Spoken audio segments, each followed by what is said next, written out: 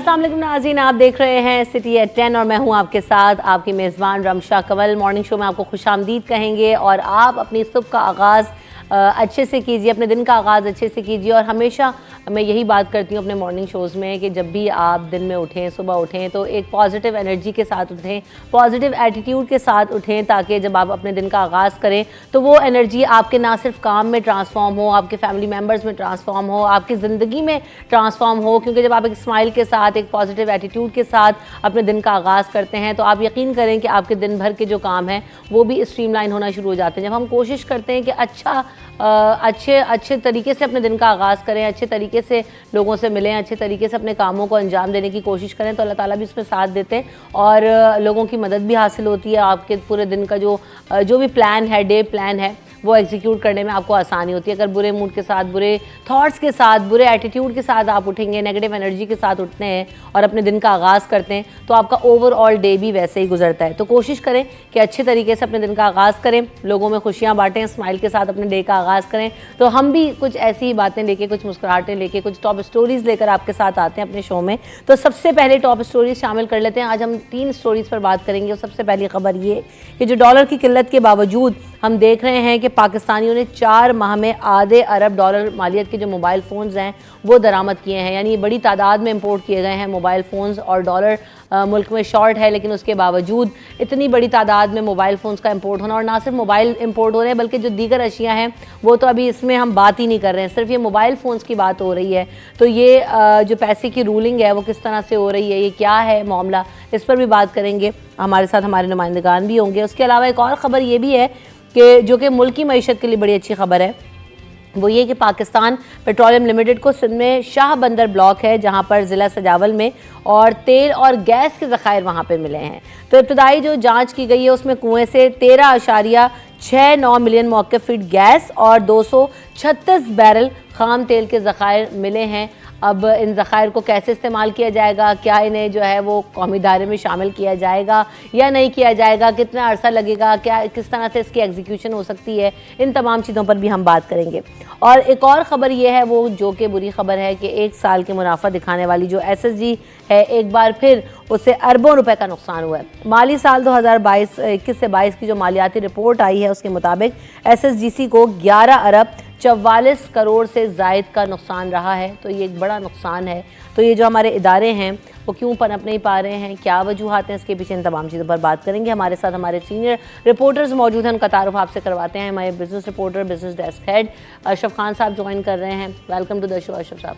पहले तो आप बहुत आते रहे, आज इस सेट पे आके आपको कैसा लग रहा है? सिटी एट 10 बहुत अच्छा लग रहा है। सिटी एट 10 अगर हम देखें तो कराची की हम बातें करते हैं और यहाँ के बहुत अच्छा भी लग रहा है। और आप भी वेलकम बैक, आप छुट्टियों पे थी, आई, अब हम लोग का स्टार्टअप हुआ है, अब देखेंगे कैसे। Thank you so much. उम्मीद है कि आप हमेशा अच्छी खबरों के साथ ही जो है ना वो यहाँ पर आएंगे, बुरी खबरों के साथ नहीं आएंगे।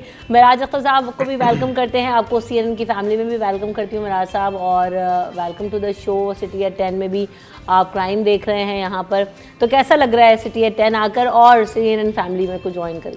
बहुत अच्छा एक्सपीरियंस है क्योंकि काफ़ी साल हो गए इस फील्ड से वाबस्ता होकर, मुख्तलिफ चैनल्स में काम भी किया, अखबारात में भी काम किया, लेकिन यहाँ का थोड़ा सा डिफरेंट है, एटमॉस्फेयर भी है और काम की जो स्पीड है वो काफ़ी तेज़ है। एनर्जेटिक लोग हैं और कोशिश कर रहे हैं और अच्छा इसको मज़ीद। अच्छा, तो आप ये क्राइम से रिलेटेड तो आपके पास तो बड़ी ख़तरनाक खबरें होंगी हमारे लिए सुबह सुबह। देखिए हमारे साथ तो प्रॉब्लम यही है, बिल्कुल ऐसा ही, क्योंकि क्राइम का मामला ऐसा है कि इसमें कोई अच्छी खबरें तो ना होने के बराबर होती हैं। वो सिर्फ इसी सूरत में होती है कि किसी की रिकवरी हो गई, मोबाइल फ़ोन्स वापस मिल गए या बेचारे किसी का लूटा हुआ सामान वापस मिल गया, वरना तो कत्ल व गारतगरी। वो मेरे ख्याल से 99.9% खबरों में से कोई 1% भी खबर ही कोई आ जाती होगी, वरना तो वाकई बुरा हाल है। कल भी हम इस पर डिस्कशन कर रहे थे, फ़हीम सिद्दीकी साहब मौजूद थे हमारे साथ, तो हम यही बातें करते कि crime rate still is very high in Karachi, कैसे रोक सकते हैं उसको। बहरहाल इन तमाम चीज़ों पर बात आपसे होती ही रहेगी, लेकिन सबसे पहले जो डॉलर की स्टोरी है उस पर शामिल कर लेते हैं कि डॉलर की किल्लत के बावजूद जो है वो बड़ी तादाद में हमने देखा है कि मोबाइल फ़ोन्स दरामद किए गए, इस हवाले से एक पैकेज तैयार किया, पहले वो देख लेते हैं। रवा माली साल 4 माह में पाकिस्तानियों ने तकरीबन आधे अरब डॉलर मालियत के मोबाइल फोन दरामद कर डाले। रिपोर्ट के मुताबिक जुलाई 23 से अक्टूबर 23 के दौरान पाकिस्तान ने 48 करोड़ डॉलर मालियत के मोबाइल फोन दरामद किए, जो पाकिस्तानी रुपए में 4 माह में 135 अरब 47 करोड़ रुपए खर्च किए गए। गुज़िश्ता माली साल पहले 4 माह के मुकाबले रवा माली साल 4 माह में मोबाइल फोन की दरामदाद में 108% का इजाफा रिकॉर्ड किया गया। गुज़िश्ता माली साल 4 माह में mobile phone 22 crore 60 lakh dollar मालियत के दरामद हुए थे। माहिरीन का कहना है कि स्टेट बैंक की जानिब से दरामदाद पर आयद पाबंदी खत्म होने के बाद मोबाइल फोन की दरामद में नुमाया इजाफा हुआ। रिपोर्ट के मुताबिक अक्टूबर 23 में पाकिस्तानियों ने 15 करोड़ 59 लाख डॉलर मालियत के मोबाइल फोन दरामद पर खर्च किए, जबकि सितंबर 23 में 12 करोड़ 45 लाख डॉलर मालियत के मोबाइल फोन दरामद हुए थे। माहिरीन का कहना है कि दरामद को कंट्रोल करने के लिए मुकामी सतह पर मोबाइल फोन की तैयारी को फरोग देना होगा। तो बड़ी तादाद में हम देख रहे हैं कि मोबाइल फ़ोन दरामद किए गए। सबसे पहले जब अशरफ भाई मैंने ये आके हेडलाइन देखी तो मेरी पहली चीज़ जो दिमाग में आई वो ये कि मुल्क में इतनी गुर्बत है और हमारी मईशत का बुरा हाल है, हमारे यहाँ डॉलर की किल्लत है, हम शदीद मसाइल से दो चार हैं। ऐसे में जब फिगर्स हम देख रहे हैं तो आधे अरब डॉलर्स के जो मोबाइल फ़ोन्स हैं वो दरामद किए गए, तो यानी इतने डॉलर्स मौजूद हैं तभी ये किया गया। तो क्या है, कैसे इसकी रूलिंग हो सकती है, क्या है मामला? जी, जब भी इसकी रिपोर्ट आई तो उसका जो रिसर्च किया तो मतलब खबर बनाते हुए भी दिल पे बहुत मतलब भारी भारी लग रहा था, क्योंकि हम 70 करोड़ डॉलर के लिए IMF की तमाम शर्त मान रहे। एग्जैक्टली। अभी हमने गैस की कीमत बढ़ा दी, अभी हमने जो है बिजली की कीमत बढ़ा दी, फिर हमने दीगर अशिया की कीमतें बढ़ने की बातें की जा रही हैं, शरह सूद इतना महंगा है, इंडस्ट्री नहीं चल पा रही है। उसमें जब मैंने देखा कि 4 महीने की जो रिपोर्ट आई कि आपके डॉलर नहीं है और आप मोबाइल फ़ोन इंपोर्ट कर रहे हैं, दुनिया में देखें जैसे हमारा कंजप्शन जो है ना वो कम करते हैं। जब हमारे पास नहीं मोबाइल फ़ोन, जैसे आप भी इस्तेमाल, हर कोई इस्तेमाल करता है, मैं भी इस्तेमाल करूँ, मैं हर साल नहीं चेंज करता हूँ, जब तक उसके अंदर जान है आप चलाएँ, सबका ही होता है। मगर इस वक्त जो हम मुश्किलात में हैं तो हमें हर साल में 2 दफ़ा मोबाइल फ़ोन, अगर आपका पैसा भी है तो आपको थोड़ा सा सेफ साइड पे जाना पड़ेगा, क्यों मुल्क की हालात ऐसे नहीं हैं कि आप कीमती ज़र मुबादला पैसे ज़ाया करें। अब आपने रिपोर्ट देखी, मतलब वो जो मैं देख रहा था कि मतलब 4 महीने, मैं पूरे साल की बात नहीं कर रहा, 4 महीने जुलाई अगस्त सितंबर अक्टूबर 4 महीने में पाकिस्तानियों ने, हमने इंपोर्ट किया ना, अब वो मतलब 50 करोड़ डॉलर, मतलब हैरान कुन बात है। उसमें सिर्फ जैसे आपने अभी इंट्रो में कहा था कि सिर्फ ये मोबाइल फ़ोन है, इसमें एसेसरीज़ जो हैं आपकी बहुत सारी, जो वाईफाई डिवाइस हम इस्तेमाल करते हैं बहुत सारी, वो भी अगर मिला लें तो उसकी जो रिपोर्ट है तकरीबन 61 करोड़ डॉलर बनती है। अच्छा बादशाह साहब, ना सिर्फ मोबाइल, अब तो जो अच्छे बड़े फ़ोन हैं, क्योंकि आप जाहिर सी बात नहीं, आप एक वो बटन दबाने वाला फ़ोन तो आप इंपोर्ट नहीं करेंगे, अच्छे ही फ़ोन इंपोर्ट करेंगे, तो अब वो जो जितने बड़े फ़ोन्स और अच्छे फ़ोन्स आ रहे हैं उनके चार्जर्स अलग आते हैं, वो सब अलग इंपोर्ट होता है, उनके एयरपॉड्स और जो आप हैंड्स फ्री और बाकी एक्सेसरीज हैं वो सब अलग आ रहा है। तो उसके फिगर्स अगर आप मिलाएंगे, ज़ाहिर है अगर मैं एक फ़ोन ख़रीदूंगी तो उसका कंपैटिबल चार्जर भी लूँगी, उसकी कंपैटिबल एक्सेसरीज भी लूँगी, तो कहाँ ये फिगर पहुँच जाएगा? मतलब वही कंसर्न्स है कि जैसे आपने शुरू में, आपने खबर पढ़ते हुए आपने भी सोचा सिर्फ ये तो मोबाइल फ़ोन है, बाकी चीज़ों का क्या होगा। अब कंसर्न्स ये है कि मुल्क को जो है कीमती ज़र मुबादला चाहिए। पाकिस्तान कमा कहाँ से सकता है ज़र मुबादला? आप एक एक्सपोर्ट करके कमा सकते हैं, यानी कि आप जो चीज़ें हैं टेक्सटाइल, कपड़ा वगैरह, ये आप एक्सपोर्ट करें। इसके अलावा आप क्या कर सकते हैं, जो पाकिस्तानी बाहर काम करते हैं, रिमिटेंसेस जो भेजते हैं तरसीलात, वहाँ बाहर कमाते हैं, फिर अपने वतन भेजते हैं। 2 तरीके से आती है। और जो हालात हैं मुल्क के, कोई FDI यानी फॉरेन डायरेक्ट इन्वेस्टमेंट नहीं हो रही है, कौन करेगा इन हालात में सरमायाकारी? अब जब आपके डॉलर जो हैं वो कम आएंगे और आप ज़्यादा खर्च करेंगे तो ये खसारा होगा, तो वो कहलाता है तिजारती खसारा, इम्पोर्ट एक्सपोर्ट का जो डिफरेंस है। अब हम इतनी ज़्यादा इम्पोर्ट कर रहे हैं, और इससे पहले मैं बताऊं कि अक्टूबर में 4 अरब 80 करोड़ डॉलर की आपने टोटल इंपोर्ट की है पूरे 1 महीने में। मतलब आप कोई प्लान तो करें। अब गवर्नमेंट ने, इससे पहले हम देखें जो साबका हुकूमत थी, जब वो गई तो रिकॉर्ड पाकिस्तान 80 अरब डॉलर का 1 साल में आपने इंपोर्ट किया, जो पाकिस्तान की तारीख में नहीं हुआ। सही। अब वो बोझ हम 2 साल से बर्दाश्त कर रहे हैं। अच्छा, जब मुझे वो वक्त भी याद है जब हम ये बात करते रहते हैं अर्शद साहब कि जब हम डॉलर्स की किल्लत हुई थी तो उसके बाद इंपोर्ट को रोका गया, स्टॉप ओवर लगाया गया, वो रिज्यूम भी हुआ है कि सत्ता को, इन तमाम चीज़ों पर भी बात मैं आपसे करूँगी और उसका इम्पैक्ट क्या आया। मोबाइल फ़ोन्स में भी इतनी सैंक्शंस लगाई गई हैं, बड़े फ़ोन पे PT आप कराएं, उसके चार्जेस अलग दें, टैक्स है और फलाना डिमाका, लेकिन उसके बावजूद ये हाल है। तो ये कैसे होगा, इस पर भी मैं आपसे बात करूँगी। लेकिन मेरा सिर्फ, जहाँ अर्शद साहब ने भी जिक्र किया कि हालात ऐसे हैं, हम मुल्क की मईशत का बुरा हाल देख रहे हैं, दूसरी तरफ जब इतनी बड़ी तादाद में एक मार्केट में या हमारी सोसाइटी में चीज़ आ रही है, बड़े बड़े फ़ोन्स आ रहे हैं, चीना छपटी की वारदातों में भी कमी नहीं आ रही, लेकिन उसके बावजूद जो है वो ये दरामदात में कमी नहीं आ रही है। तो ये क्या समझ रहे हैं आपके हालात, आया इस तरह से पोर्ट्रे किए जा रहे हैं या जो लोग हैं वो इम्यून हो गए हैं कि आ रहा है जा रहा है कोई फ़र्क नहीं पड़ रहा? तो क्या सिचुएशन है बाहर, हालात कैसे हैं, और इस तरह की अगर हम चीज़ें देखते हैं तो क्या इजीली एक्सेसिबल और यूटिलाइज़ कर सकते हैं उनको? देखिए हमारे यहाँ जो है इस वक्त, मैं खाली कराची शहर की बात करूँगा, मुख्तलिफ तबक़ात हैं। तो पहले तो मुतवस्सित भी होता था, एलीट होता था, उसके बाद गरीब होता था, तो वो दरमियान वाला तबका तो तकरीबन ख़त्म हो गया। बिल्कुल सही कहा। अच्छा, इसकी एक और वजह है, जैसे अशरफ भाई ने बताया कि तकरीबन आधे अरब डॉलर के जो है मोबाइल फ़ोन यहाँ पर आए हैं। तो हमारे यहाँ जो सोसाइटी है इसमें एक दिखावे का कल्चर भी बहुत ज़्यादा हो गया, और कराची में जो क्राइम, जो स्ट्रीट क्राइम जो बढ़ा है, उसके पीछे भी इसका बहुत बड़ा किरदार, बहुत बड़ा हाथ है। ये सिर्फ गुर्बत और बेरोज़गारी का इशू नहीं है, स्ट्रीट क्राइम का बढ़ जाना, लूट मार की वारदातों का बढ़ जाना। इस पे अगर एनालाइज किया गया है, जाहिर सी बात है इदारे इस पर भी काम करते हैं कि वजूहात क्या हैं। तो इसमें एक बहुत बड़ी वजह ये भी सामने आई है ग्लैमर वाली, कि अगर आपके पास एक अच्छा फ़ोन है तो वो मेरे पास भी होना चाहिए, आपके पास अच्छी गाड़ी तो मेरे पास भी होनी चाहिए। तो इसमें जो डिफरेंस है उसको पुर करने के लिए बहुत सारे लोग जो है वो जुर्म की राह पे चलते हैं, और उसी की वजह से जो है स्ट्रीट क्राइम में इजाफा हुआ है। इसकी कोई ऐसी वजह, रीज़न नहीं है कि सिर्फ बेरोज़गारी से या फिर इसमें ये हो कि जी गुर्बत से तंग आके मैं डाकू बन गया। तो डाकू बनने के लिए भी जो है एक बहुत ही मतलब मजबूत दिल की ज़रूरत होती है। तो देखें डाकुओं के स्टाइल, आप देखें वो बैग पैक पहने होते हैं जी, फुल तैयार पैंट शर्ट में होते हैं, उनके हुलिये नहीं बता रहे होते कि आप ये जी आपसे आके बराबर में बाइक लगाएगा और मोबाइल छीन के या सामान छीन के ले जाएगा। इसका मतलब कि एक एजुकेटेड तबका है जो कि ये काम या जो है ना शॉर्टकट दे के आसान समझ के ये रास्ता अपना रहा है, इख्तियार कर रहा है, क्योंकि पता है हमारे यहाँ के सज़ा और जज़ा का कोई निज़ाम तो इतना कोई अच्छा है नहीं। आप भाग गए तो आप फरार हैं, बहुत कम लोग हैं जो पकड़े जाते हैं। तो ये वजूहात की वजह से आप समझते हैं कि अब इन चीज़ों पर अगर सख्ती की जा सके या इनको पकड़ा जा सके या रोका जा सके या थोड़ा लोग भी अपनी नमूद नुमाइश में पाबंदी लगाएं तो शायद हालात बेहतर हो जाएँ? देखिए, नमूद नुमाइश अगर कुछ कम होगी तो शायद इस पर कुछ असर पड़ सके, लेकिन वो जो लोग हैं जो बेचारे तरसते हैं इन चीज़ों के लिए, और जब वो फाइनली किसी ऐसी गैदरिंग से जुड़ जाते हैं जो कि क्रिमिनल होते हैं या बुरी सोबत के लोग होते हैं, तो बस वो उनके साथ चल पड़ते हैं, और उसके बाद जो है वो स्ट्रीट क्राइम। अभी बीच में कई ऐसे लोग गिरफ्तार हुए जो कि सॉफ्टवेयर इंजीनियर थे।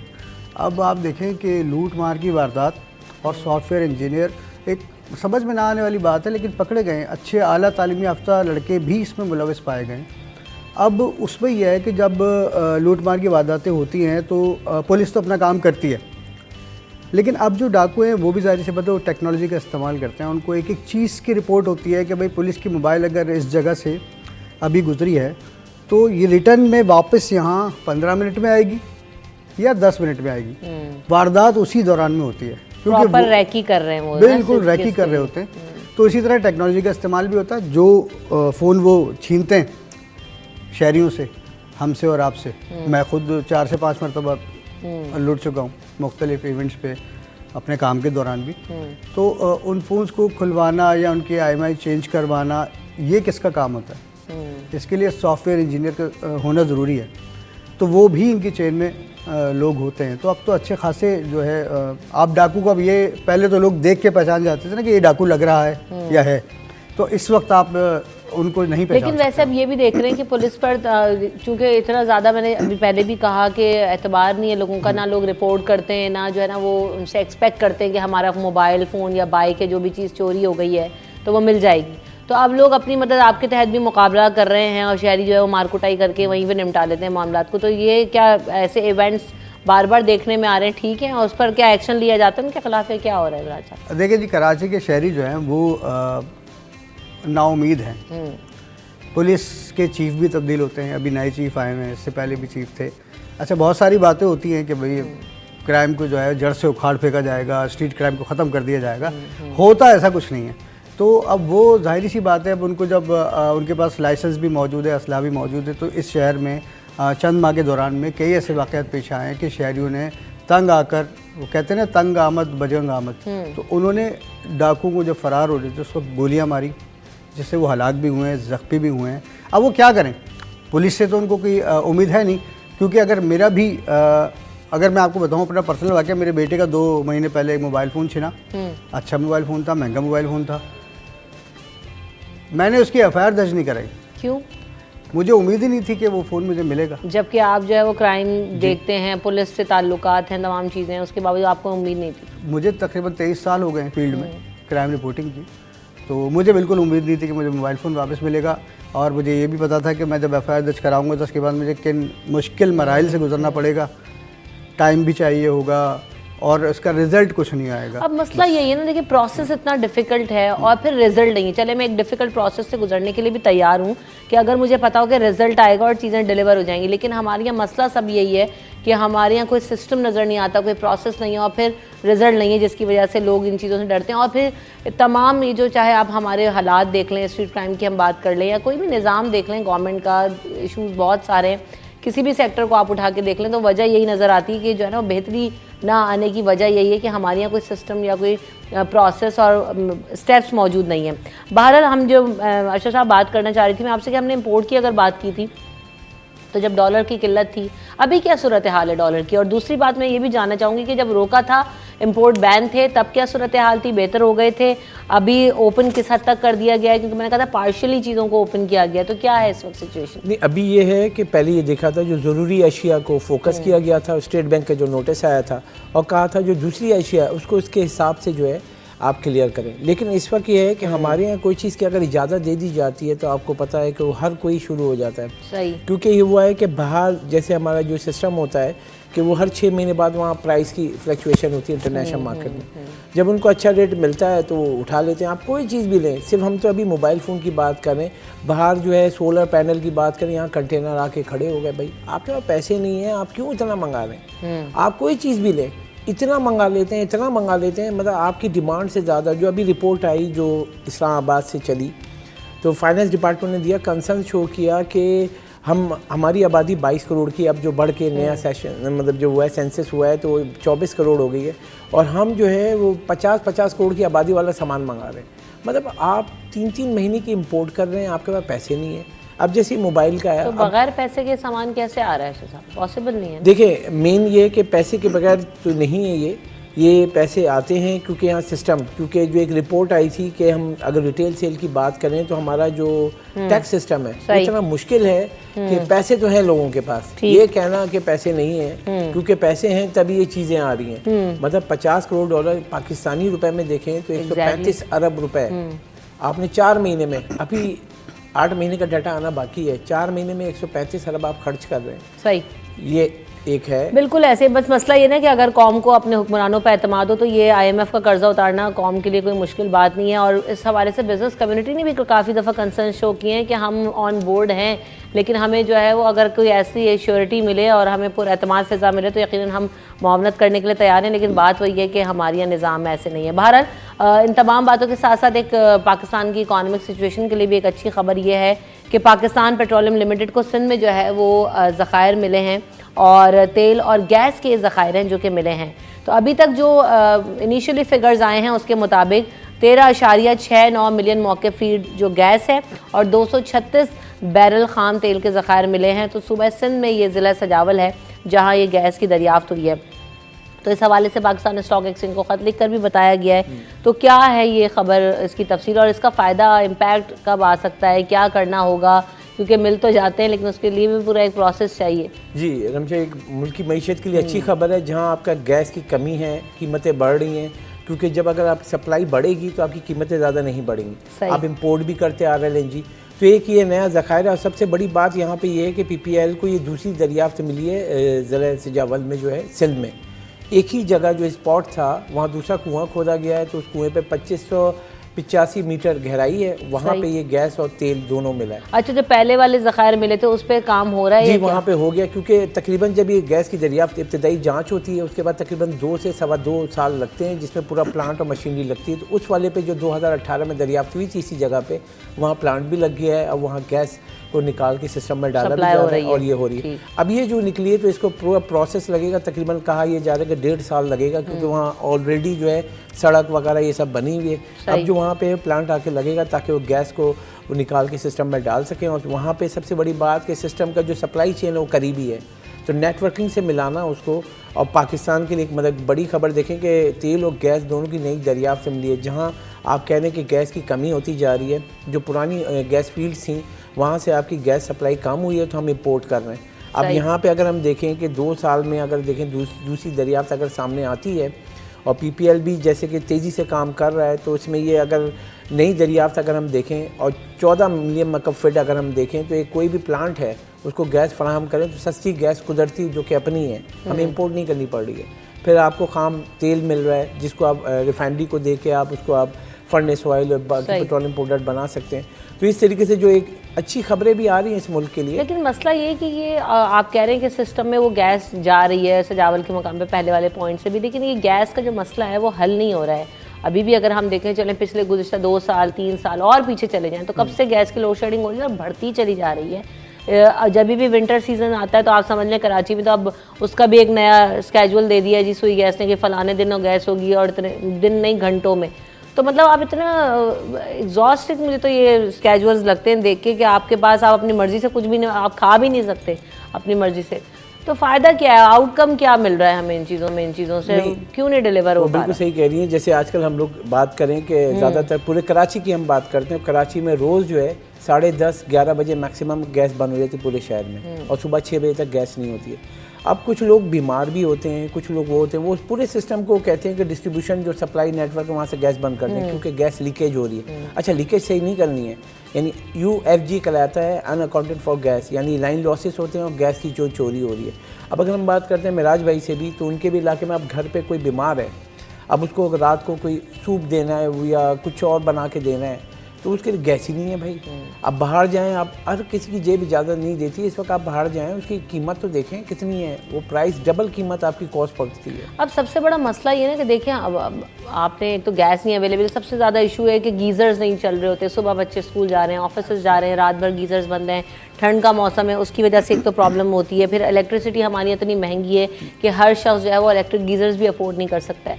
तो बात वही है कि इन तमाम अच्छी खबरें तो आती हैं, बहुत अच्छी बात है, लेकिन तब अच्छा लगे और ज़्यादा ये खबरें सुनाने में कि जब हमें लग रहा हो कि हाँ भाई डिलीवर हो रही हैं चीज़ें और आवाम को उसका बराह रास्त बेनिफिट मिल रहा है, तो बात है, तो मज़ा आ जाए कि हाँ भाई अच्छी खबरें हम शामिल कर रहे हैं और आवाम को भी। बहरहाल लेकिन हम तो उम्मीद यही करते हैं कि दिन का आगाज़ अच्छी बातों के साथ करें, अच्छी सोच के साथ करें। तो उम्मीद यही है कि आने वाले वक्तों में हालात बेहतर हों पाकिस्तान के और जो हमारे मसाइल हैं उनका हल निकलता नज़र आए।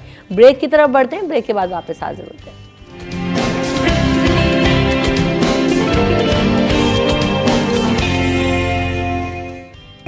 Welcome back in the show. हम बात करेंगे आज के एक और दिन के हवाले से कि आज जो है वो माहीगीरों का एक आलमी दिन मनाया जाता है और आज माहीगीरों का दिन है। पाकिस्तान समेत दुनिया भर में माहीगीरों का आलमी दिन आज मनाया जा रहा है और कराची का जो साहिल है वो यौमिया लाखों लोगों को रोज़गार देता है और इससे एक बड़ी इंडस्ट्री है जो कि हम देखते हैं कि सी फूड से वाबस्ता है, लोगों को इससे रोज़गार भी मिलता है, मईशत के धारे में भी इसका खासा कंट्रीब्यूशन है। तो माहीगीरों के राइट्स क्या हैं इस हवाले से भी बात होगी और फिर उनको फैसिलिटेट किस तरीके से किया जाता है, इंडस्ट्री पे किस तरह से काम हो सकता है, बेहतरी लाई जा सकती है, इन तमाम चीज़ों पर बात करेंगे। लेकिन सबसे पहले एक रिपोर्ट मुलाहिजा कर लेते हैं।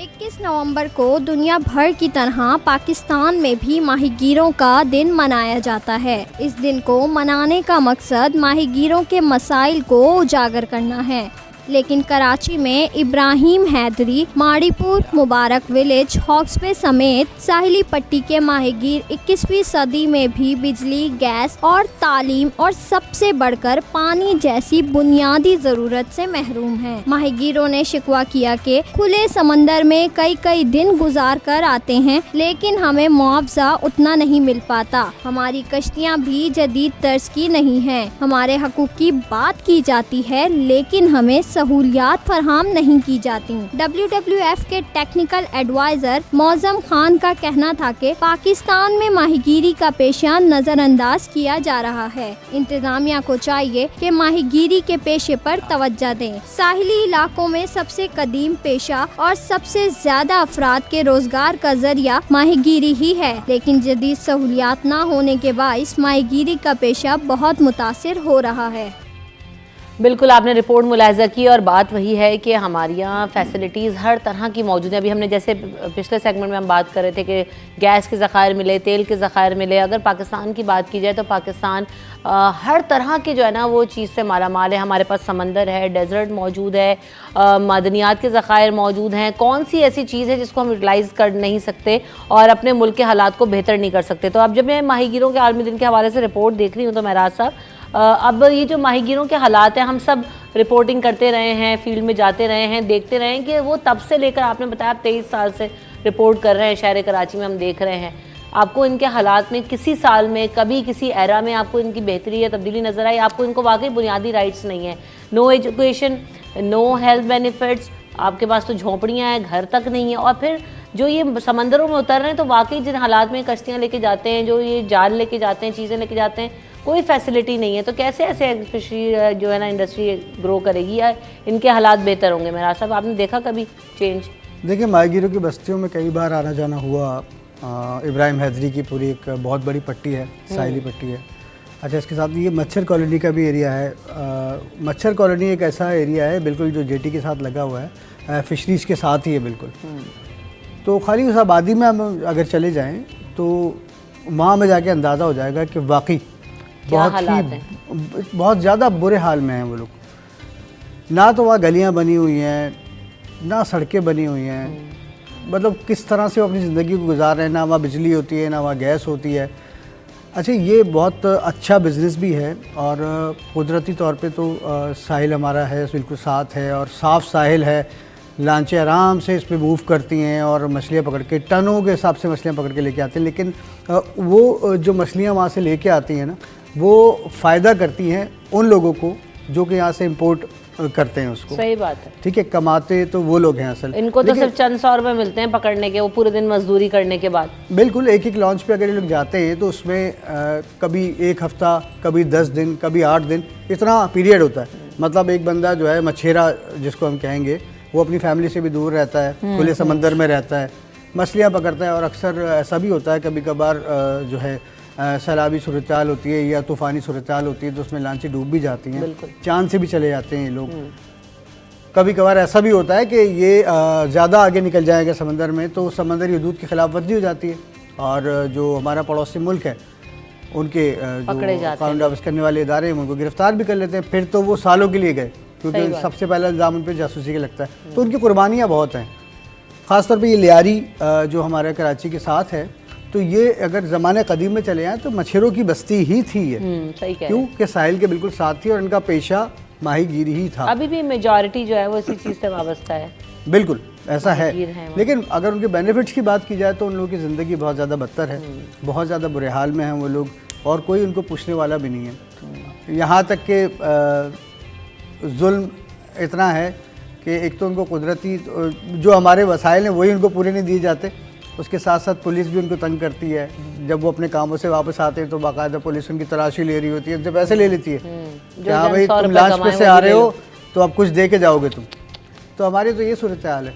तो माहीगीरों का तो बेचारों को बड़ा बुरा हाल है। बिल्कुल ऐसे। अब ये भी ऐसा नहीं है कि ये इंडस्ट्री जो है वो ऐसी इसका कोई इम्पैक्ट नहीं है। अगर हम मुल्क की मईशत की बात करें तो हमारे यहाँ जो मछली है और जो सी फूड है, जो प्रॉन्स हैं, मुख्तलिफ़ किस्म के जो है वो सी फूड जो दुनिया भर में एक्सपोर्ट किए जाते हैं पाकिस्तान से, वो उसकी तादाद में लाखों टन मछलियाँ हैं और फिर ये एक्सपोर्ट करके भारी ज़र मुबादला ये इंडस्ट्री कमा रही है। तो इस इंडस्ट्री को ग्रो करने के लिए क्या मिनिस्ट्रीज़ में या हमारे यहाँ देख रहे हैं कि बिज़नेस कम्युनिटी कुछ इक़दाम कर रही है अशरफ साहब पिछले कुछ सालों में, या नज़र नहीं आता आपको? देखिए, इदारे तो मौजूद हैं, फिर वही बात हर जगह पे देखें इदारे मौजूद हैं। फ़िशरी भी एक डिपार्टमेंट है।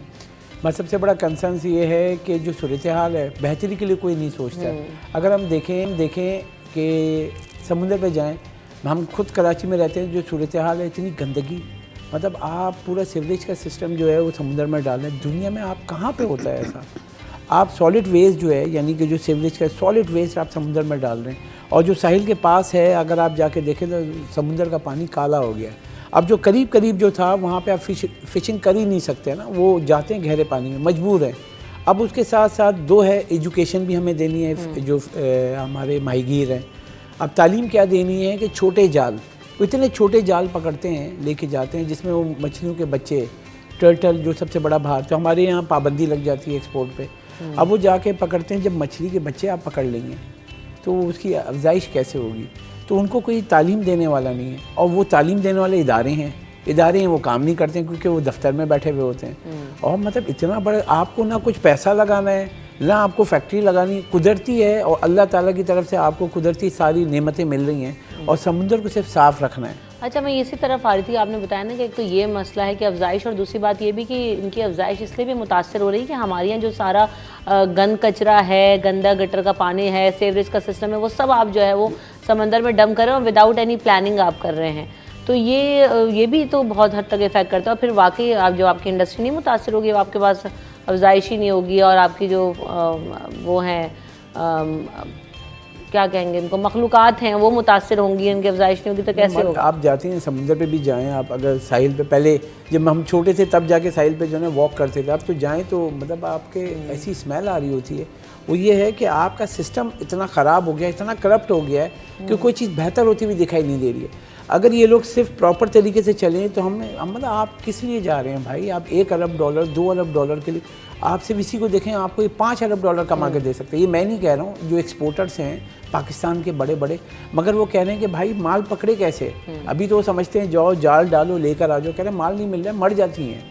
मतलब वो बच्चों की जो नीचे छोटे मछेरे हैं वो जाते हैं क्योंकि उनको एजुकेशन नहीं है, वो बच्चों को ही पकड़ के लेकर आते हैं और अब हैरान कौन होंगी उसको लेकर आते हैं। और जो ये पुरानी जो आपकी जो मतलब ये जेटी आपने जो बताई है इब्राहिम हैदरी की, उधर वहाँ जाके उसको क्रैशिंग करते हैं और ये मतलब मुर्गियों की फीड में इस्तेमाल करते हैं।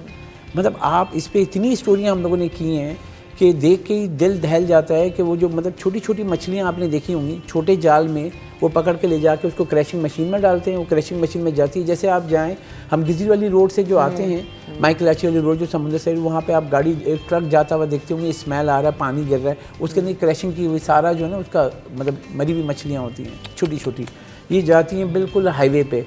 और मेराज भी बताएंगे वहाँ पे जो है वो लगे हुए क्रैशर, वहाँ उसमें डाल के उसको सुखाते हैं पहले, जो पानी होता है सुखाने के बाद क्रैशर में डालते हैं, क्रैशर में चला के उसको फिर सप्लाई होती है आपकी मुर्गियों को देखें आप इतनी हैवी हुई हुई हैं, मतलब हम घर में भी पालें तो 4 हफ्ते के, अब 6 हफ्ते में इतनी बड़ी नहीं होगी। ये मुर्गी का तो बिल्कुल ही एक अलग ही चैप्टर है और वाकई इसके ऊपर तो इतनी बात हुई है लेकिन कुछ बेहतरी नहीं आ रही। अब ये जो इदारे हैं इनको चाहिए कि हम कमा कहाँ से सकते हैं, बैठे ना सारे थिंक टैंक रखें, आप सारे माहिरीन को बैठाएं, पाकिस्तान कमा कहाँ से सकता है? आपके सामने आपने खुद कहा कि आपके पास सारी सब कुछ अल्लाह ताला ने दिया है, समुंदर है 2 भाई, 2 पोर्ट हैं और सबसे बड़ा जो सी बेल्ट है। आप यहाँ से जाएं, सिर्फ कराची नहीं, आप गवादर तक जाएं। मौसम है, धूप है, पानी है, हर तरह का मौसम है, तो हमारे पास हर तरह की चीज़ें। लेकिन आप थिंक टैंक की बात कर रहे हैं, यहाँ तो जो लोग प्रोफेशनल्स फील्ड से वाबस्ता होते हैं उन्हीं को मीटिंग्स में नहीं बुलाया जाता, और जब आप फैसले हो रहे होते हैं तो उनका कोई स्टेक होल्डर्स के साथ इंटरेक्शन नहीं है। ये सबसे बड़ा मसला नज़र आता है। कॉलर भी है हमारे साथ। अस्सलाम वालेकुम। वालेकुम सलाम रमशा, कैसी हैं आप? मैं ठीक हूँ, आप सुनाएं, आप कैसे हैं? याहिया बात कर रहा हूँ। जी मैं पहचान गई हूँ। कैसे हैं आप याहिया साहब? मुझे बड़ी अच्छा लगा कि आपका बॉर्डिंग शुरू हो गया। मैं तो आपको बताया बॉर्डिंग शो का तमाम चैनल से फोन करता हूँ, कॉल करता हूँ।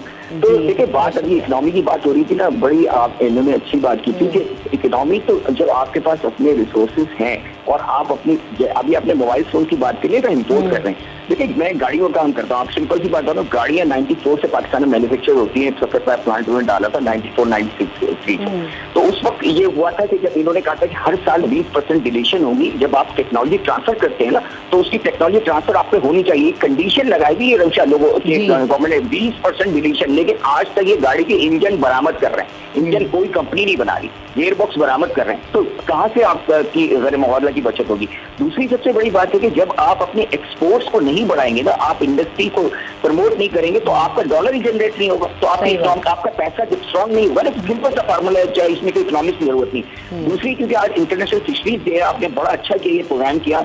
आपको पता है ये जो इकोनॉमी होती है ना, जो ओशन इकोनॉमी, ये ब्लू इकोनॉमी कहलाती है, ठीक है ना, इस पे बहुत बड़ा काम होता है। अभी आपने बताया कराची, पाकिस्तान कितना लकी है कि इसके पास 2 पोर्ट है और ग्वादर इतना बड़ा नेचुरल पोर्ट है, इतना स्ट्रेटेजिक पोर्ट है रमशा, कि यहाँ इतने अल्लाह ने आपको तोहफा दिया हुआ है, आप उसका यूज नहीं कर रहे हैं। आपकी हमारे यहाँ तो सबसे बड़ी प्रॉब्लम है कि हम इतने बड़े, हम मुर्गियाँ खाते हैं इतनी ज्यादा। हम लोग जिस कंट्रीज के अंदर, जो फार ईस्टर्न कंट्री है, सबसे ज्यादा लोग सी फूड खाते हैं। हमारा इतना सी फूड है, इतना सी फूड है कि आप सोच नहीं सकते, वो हमने उसको प्रमोट नहीं किया। दूसरी बात है कि जो मुझे जो आपने कहा ना, जो क्यों चीजें सही नहीं हुई, इसलिए कि जहाँ लोग ना अहल लगा दिए जाए ना, अब फिशरीज के डायरेक्टर की इनको बताइए, फिशरीज के जो डायरेक्टर होता है ना, उसका ग्रेड कितना बड़ा है, आप सोच नहीं सकते इतना बड़ा ग्रेड है।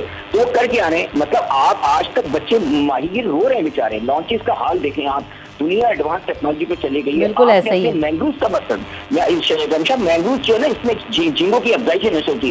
जब आप अपने मैंग्रोव तबाह कर देंगे, आप अपना पोल्यूटेड सी कर देंगे, तो कहाँ से जनरेट होगा? मेरा एक सवाल इनसे ये कि देखें, 70 साल से हम भी गुफ्तगू कर रहे हैं, ठीक है, मैं भी समझ रहा हूँ, हम जो शऊर रखने वाले लोग बात करते हैं, लेकिन कहाँ आके रुकता है कि उन्हीं लोगों के पास वो सारी चीजें जो ना है। तो ये जब तक अहल लोग और नहीं आएंगे तो ये कैसे चीजें की होंगी? ये तो हम सिर्फ बात करते रह जाएंगे, तो इसका कोई सोल्यूशन तो जरूर होना चाहिए। बिल्कुल ऐसा ही है। Thank you so much for calling आया। आप हमेशा कॉल करते हैं और बड़ी पॉजिटिव बात करते हैं, बड़ी अच्छी आपकी जो है ना वो इंसाइट्स हैं। तो हम इस पर मजीद भी बात करेंगे, लेकिन पहले वक्फा ले लेते हैं, वक्फे के बाद हाजिर होंगे।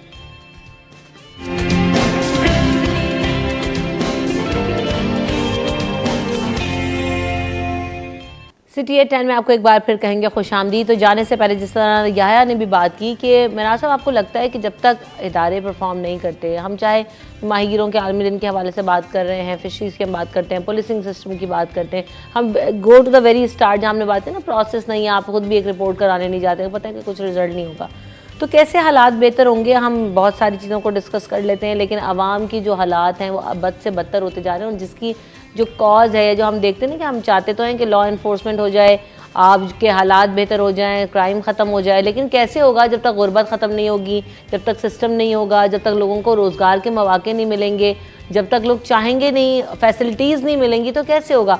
आज आपने देखा कि माहीगिरों के क्या हालात हैं, तो उनके बच्चे निकल कर नहीं, एक हर बंदे के हाथ में फ़ोन है, उसे भी फ़ोन चाहिए, छीनना ज़्यादा आसान है रादर देन कि वो पैसे जमा करे और जाकर एक नया फ़ोन ख़रीदे। 200-400 रुपये कमाने वाले के लिए क्या पॉसिबिलिटी है? तो आप समझते हैं कि ये कॉजेज़ हैं जिसकी वजह से अगर इन पर काम किया जा सके तो हालात बेहतर हो सकते हैं? देखिए, इसमें सबको मिलकर काम करना होगा।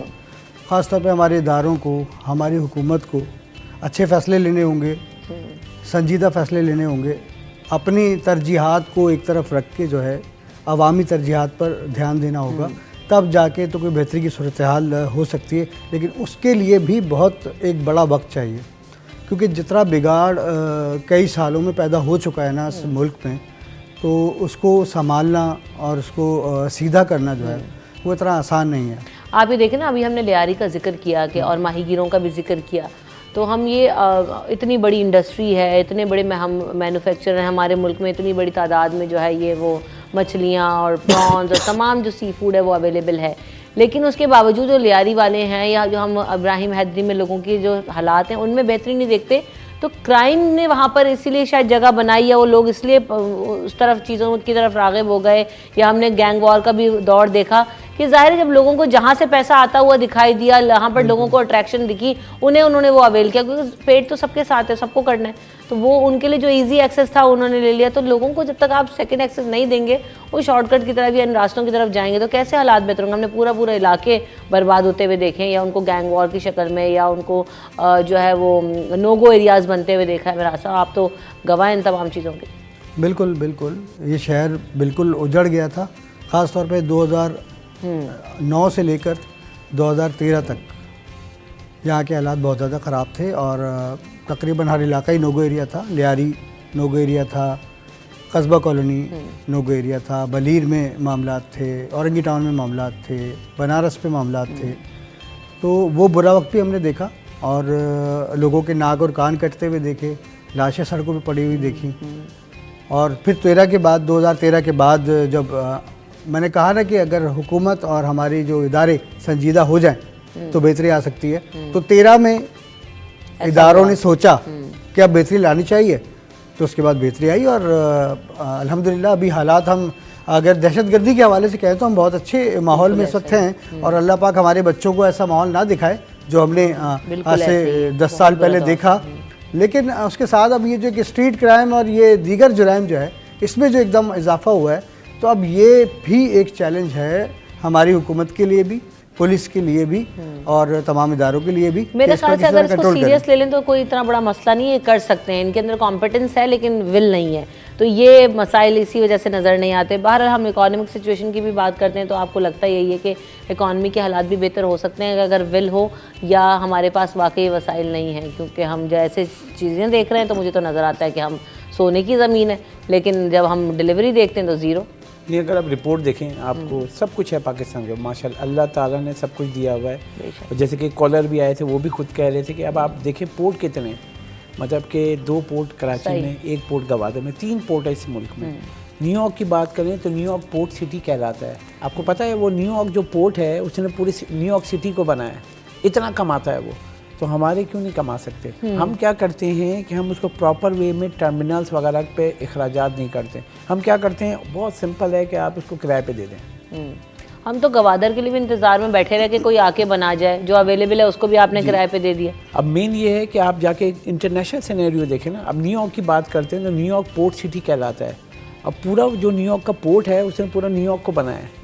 अब कराची में भी हम आए तो आपने बहुत सारे इंटरचेंज देखे, केपीटी इंटरचेंज, जो ये सारे जो आपके मतलब जो ब्रिजेस बनाए हैं, तो वो कमा रहा है तो लगा रहा है ना शहर पे, क्योंकि इसी शहर से ही उसको मिल रहा है। अब मेन ये है कि हमें सिस्टम को ठीक करना है।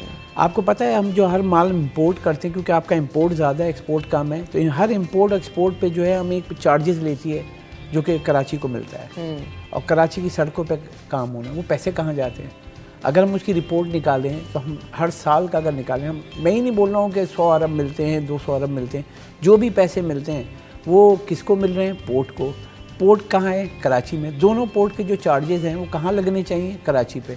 आप मतलब ये अफसोस होता है कि जो शहर के साथ किया गया है, और इस वक्त जो अजियत में है कराची वाले, मगर आप जाएं यूनिवर्सिटी रोड, मतलब एक साथ मंसूबा आपने शुरू कर दिया। मतलब कहीं आप देखें कोई प्लान होता है, अब आप यूनिवर्सिटी रोड से आपने शुरू किया है काम, और जहाँ तक लेके जाना है आपने एक साथ सबको छेड़ दिया।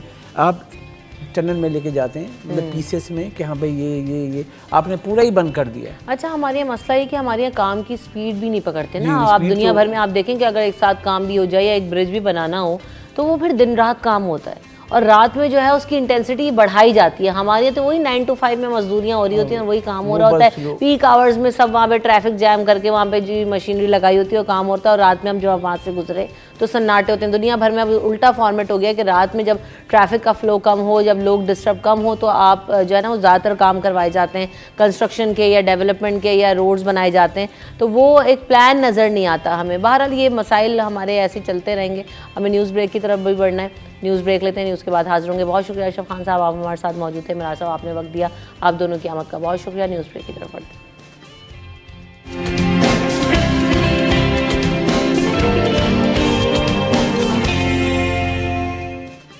सिटी एट 10 में आपको एक बार फिर कहेंगे खुश आमदीद। अब बात करेंगे कि मौसम जैसे जैसे तब्दील हो रहा है और ठंड की तरफ अब हम जा रहे हैं, खुनकी हो गई है, ठंडक का आगाज़ हो गया। तो जब भी मौसम की तब्दीली होती है, चाहे आप गर्म से ठंडे का आगाज़ हो या ठंडे से गर्म मौसम का आगाज़ हो, तो उसके साथ साथ हम देखते हैं कि तब्दीली के साथ हमारी बॉडी के अंदर भी बहुत सारे चेंजेस आ रहे होते हैं, और हम जो है वो उस वक्त एहतियात नहीं कर रहे होते। इस वक्त भी हम देख रहे हैं कि बहुत सारी जो बीमारियाँ हैं वो लोगों को हो रही हैं, वायरल इन्फेक्शंस हो रहे हैं, सांस लेने में प्रॉब्लम का सामना है। माहौलियाती आलूदगी की अगर बात करें तो शहर कराची में ख़ास तौर पे हम देख रहे हैं कि काफ़ी ज़्यादा जो है वो वेदर और पॉल्यूशन हो गया है।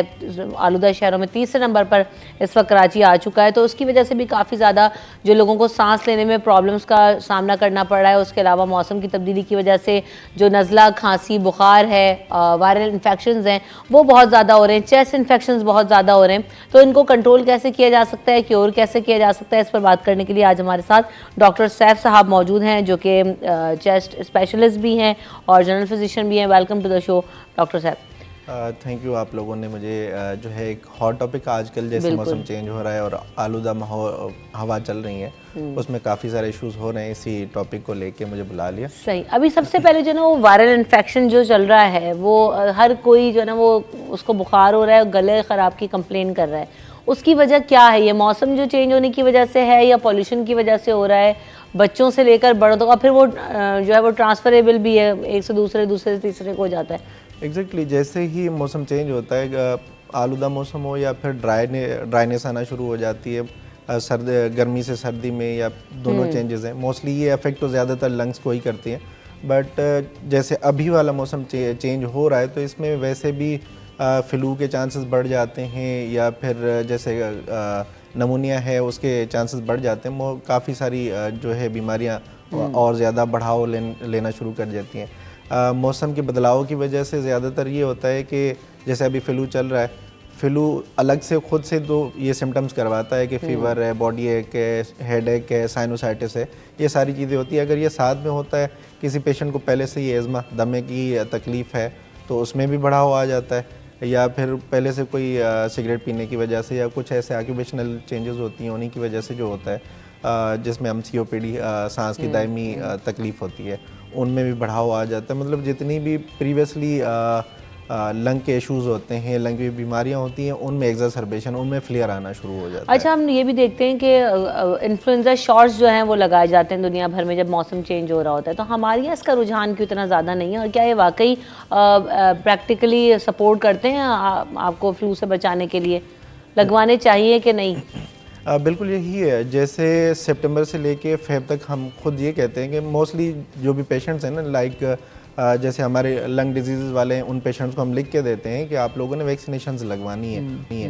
उनमें एक निमोकोकल वैक्सीन है जो कम्युनिटी एक्वायर्ड नमूनिया करवाता है। दूसरा ये है कि फ्लू के लिए हम लिख के देते हैं, फ्लू की तो ईयरली लगती है, सितंबर टू फेब के दौरान हम सब ने लगानी। मतलब जिनके भी लंग्स ख़राब हैं या प्रीवियसली कोई कोमाप्स हैं, लाइक किसी को हार्ट के इश्यूज़ हैं, गुर्दे ख़राब हैं, डायलिसिस पे जाते हैं, तो ऐसे लोगों को लगवानी है। ओवर द एज जो 65 है उनको वैक्सीनेशन करवानी चाहिए।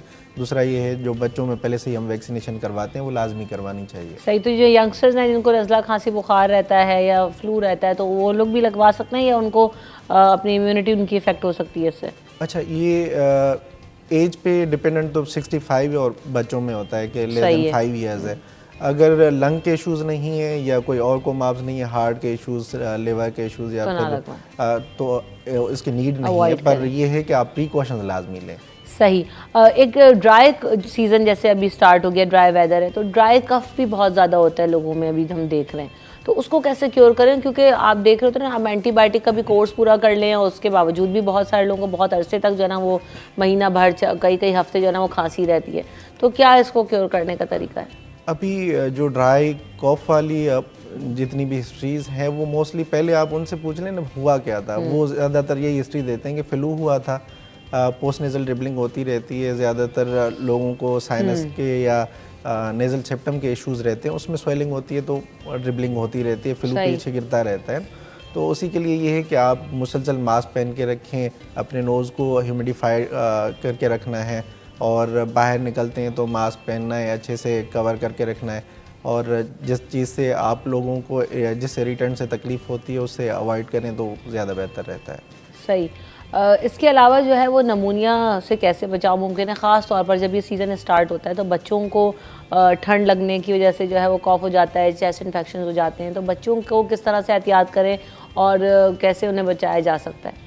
बच्चों का यही है ना कि अभी जैसे वायरल फ्लू अगर किसी बड़े को हुआ तो फ्लू तो बच्चे को होना ही होना है, और वो फिर सारी फैमिली में चलता रहता है। तो कोशिश करके यही है कि जो बड़े हैं वो अपनी बच्चे को हैंडल करने से पहले हैंड वॉशिंग, साफ़ रखना, घर में भी मास्क पहन, अगर ऐसी अलामतें चल रही हैं तो मास्क पहन के रखें। दूसरा, बच्चों को ठंडे पानी से या फिर जो ऑयली चीज़ें हैं इन चीज़ों से अवॉइड करवाना बेहतर है। अगर उनका थ्रोट के ख़राब होता है तो उसी के बाद ऑटोमेटिकली वो नमूनिया की तरफ चले जाते हैं। अच्छा, उमूमन ये तासुर है कि जब आपको फ्लू होता है या खांसी होती है तो वो एक अपना साइकिल पूरा करके और फिर तभी ख़त्म होता है, तो ऐसे में दवा लेनी चाहिए, इस्तेमाल करें फ्लू हो जाए आपको, या तो नहीं तो फिर आप अवॉइड करें, या क्या करना चाहिए ऐसे में? देखिए, अगर फ्लू के साथ फीवर है, फीवर तो कम करने के लिए हम ज़्यादा टेबलेट्स वगैरह लेनी पड़ेगी। अब मोस्टली जो है फ्लू गिर रहा होता है उसी के लिए एंटी एलर्जिक है या ल्यूकोट्राइन रिसेप्टर्स इनहिबिटर्स होते हैं, मतलब टेबलेट्स तो लेनी है, जैसे थोड़ा सा उसमें कमी आ जाए। वो ऐसे नहीं है कि छोड़ देना है, साइकिल पूरी होगी, साइकिल तो उसने 3 दिन पूरे फीवर आता रहेगा, वो उसके लिए आप लोगों ने एंटीपायरेटिक जैसे पेनाडोल वगैरह है वो हम लेते रहते हैं और लिख के देते हैं कि ये चीज़ें इस्तेमाल करनी है। गर्म मशरूबात का इस्तेमाल करना और बाकी प्रिकॉशंस लेना कि ठंडा पानी इस्तेमाल नहीं करना है, या ये जो ऑयल वाली चीज़ें, फ्राइड चीज़ें हैं, इनमें एहतियात करना है, गॉगल्स करने हैं, अगर नेज़ल ऑब्स्ट्रक्शन है तो उसमें भी उनको जो है स्टीम लेनी चाहिए। 1 से 1.5 साल तक के बच्चे और उससे छोटे बच्चे जो होते हैं उनको मुमन इस सीज़न में चेस्ट इन्फेक्शंस बहुत ज़्यादा होते हैं, खड़खड़ाहट होती है, सांस लेने में प्रॉब्लम होती है, कंजेशन बहुत ज़्यादा हो जाती है। तो ये सिर्फ मेडिसिन से ही क्योर हो सकता है या जो है ना वो पहले से कुछ ऐसे इकदाम कर ली जाएँ, मेडिसिन दे दी जाएँ, या जो है इनको किस तरह से बचाना चाहिए, माओं को क्या एहतियात करनी चाहिए? पहले तो क्योर ये है कि जो वैक्सीनेशन प्रॉपरली गवर्नमेंट ने भी खुद भी दी हुई हैं, हर जगह पे वैक्सीनेशन सेंटर्स हैं, उनको शुरू में ही लगवानी चाहिए, जो ऑलमोस्ट 14 मंथ तक तो फुल फ्री ऑफ कॉस्ट है। सही। वो लगनी चाहिए। उसके बाद बाकी तो प्रिकॉशंस ये हैं कि उनको ये सारी चीज़ें कि ठंड के मौसम में फुली कवर्ड रखना, गर्म चीज़ें देना और ख़ुद भी बाकी हैंडलिंग वगैरह के दौरान थोड़ा सा एहतियात करना, उसी से काफ़ी। अच्छा, वैक्सीन बहुत सारे लोग उसको सीरियस नहीं ले रहे होते और स्किप कर देते हैं, बच्चों में भी शुरू से लेकर 5 साल तक के बच्चों का वैक्सीन बहुत ज़्यादा ज़रूरी होती है। इसकी अहमियत क्या है, क्यों ज़रूरी है, और जो लोग स्किप करते हैं उनको क्या नुकसान होते हैं? वैक्सीनेशन हर चीज़ के लिए है। जैसे पहले टीबी वाली है, जैसे बच्चा पैदा होता है पहले हमारे पास टीबी की वैक्सीनेशन की जाती है BCG के नाम से। फिर उसके बाद जैसे जैसे इम्यूनिटी इम्प्रूव होती है और किस किस को बर्दाश्त करेगा, तो टाइम टू टाइम उनकी वैक्सीनेशन इंक्रीज़ की जाती हैं और लगवाना लाजमी है, क्योंकि हमारे पास काफ़ी सारी चीज़ें, जैसे टीबी हमारे पास है पूरे माशरे में। अगर किसी का भी आप स्क्रीनिंग के लिए करवा दें तो मोस्ट ऑफ द पीपल उनको लेटेंट टीबी होगी। अच्छा। तो BCG अगर शुरू में हमने लगवा लिया तो वो काफ़ी हद तक हमें जो है सेफ़ रखता है। तो जितनी भी वैक्सीनेशन हैं वो हमें काफ़ी सारी बीमारियों से आगे होने से सेफ़ रखती हैं और करवानी चाहिए। बीमारियाँ चूँकि हम वेस्ट में जिस तरह से देखते हैं ना कि प्रॉपर 3 मंथ्स में आपने चेकअप कराना ज़रूरी है, आपका थॉरली पूरी बॉडी का चेकअप होता है, टेस्ट होते हैं, वैक्सीन्स होती हैं। हमारी ऐसा कोई सिस्टम हमें नज़र नहीं आता और ना हम इतना सीरियस लेते हैं। अनटिल अनलेस के बहुत ज़्यादा ख़राब हालत हो जाए तब हम डॉक्टर को जाके दिखाते हैं, और उसमें भी अगर वो टेस्ट लिख दे तो बहुत सारे लोग वो भी नहीं कराते, तो अवॉइड करते हैं कि जी हम क्यों कराएं। तो ये जो सिस्टम मौजूद नहीं है, जिसकी वजह से क्या ज़्यादा बीमारियों में इजाफा होता है, लोगों को ज़्यादा कॉम्प्लिकेशंस होती हैं, या अगर किस तरह बड़ों को वैक्सीन्स वगैरह करवानी चाहिए, नहीं कैसे चेक कर सकते हैं, कैसे पता करें कि कब किस वक्त क्या करना है? एज के हिसाब से तो वैक्सीनेशन तो जो शुरू में लगनी होती है वो लग जाती है। उसके बाद फिर कुछ ही वैक्सीन जाके बचती हैं, जैसे हेपेटाइटिस B है, उसके टाइटस हमने चेक करवा लिए कि है या नहीं, तो फिर हम वो उसकी वैक्सीनेशन करवा लें, ठीक है। बाकी ओवरऑल देखा जाए तो रिसोर्सेस का होना लाजमी होता है। अगर बार बार अब 3 मंथली क्वार्टरली कर ले तो उसके लिए रिसोर्सेज होने के लिए बहुत ज़्यादा ज़रूरत है।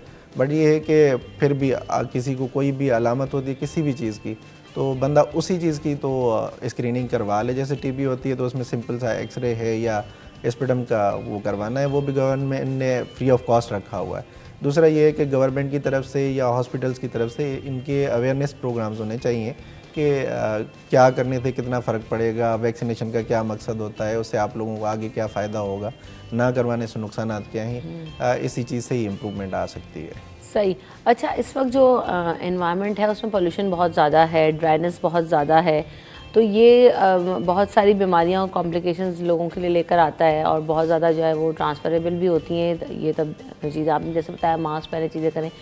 फूड जो है वो इसको कंट्रोल कर सकता है, जैसे कहते हैं कि सीड्स अगर आप खाएं तो जो है वो आपको फ़र्क पड़ता है। लेकिन इससे पहले हम इस पर मज़ीद बात करें, सईद गनी साहब इस वक्त प्रेस कॉन्फ्रेंस कर रहे हैं, पहले वो देख लेते हैं।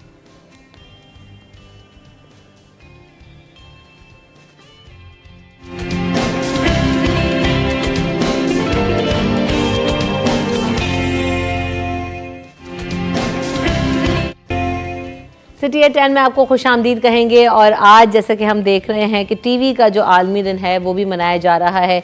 टीवी पर आप देखते हैं कि हर तरह की जो आपके लिए तफरीही प्रोग्राम्स हैं वो लेकर आते हैं।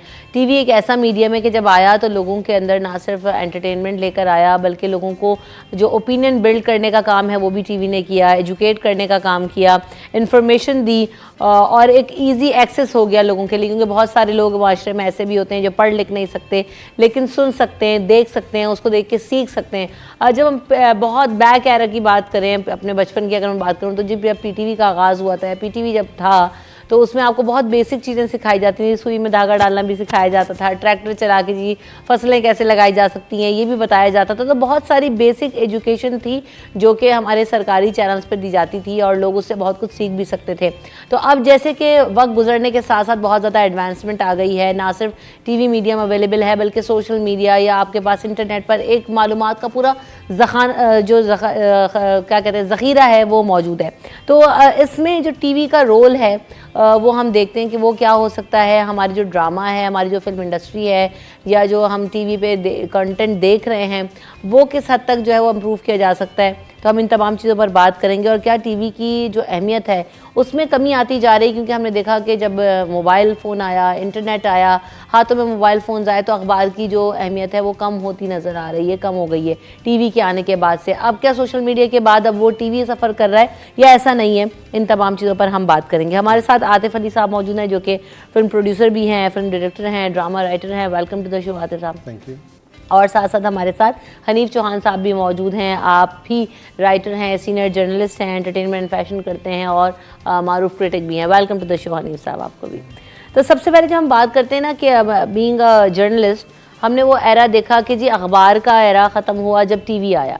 अब क्या टीवी, अब चूँकि ये बात हो रही कि हर चीज़ अब मोबाइल फ़ोन में इतनी ईजीली अवेलेबल है कि आप जी बस खोलें और इन्फॉर्मेशन है, ख़बर हो, चाहे एंटरटेनमेंट हो, गाना हो, बजाना हो, मूवी हो, एवरीथिंग इज़ ओवर देयर। तो क्या अब टीवी की अहमियत ख़त्म होती जा रही है? आप काफ़ी अरसे से इन तमाम चीज़ों को देख रहे हैं, क्या कहेंगे?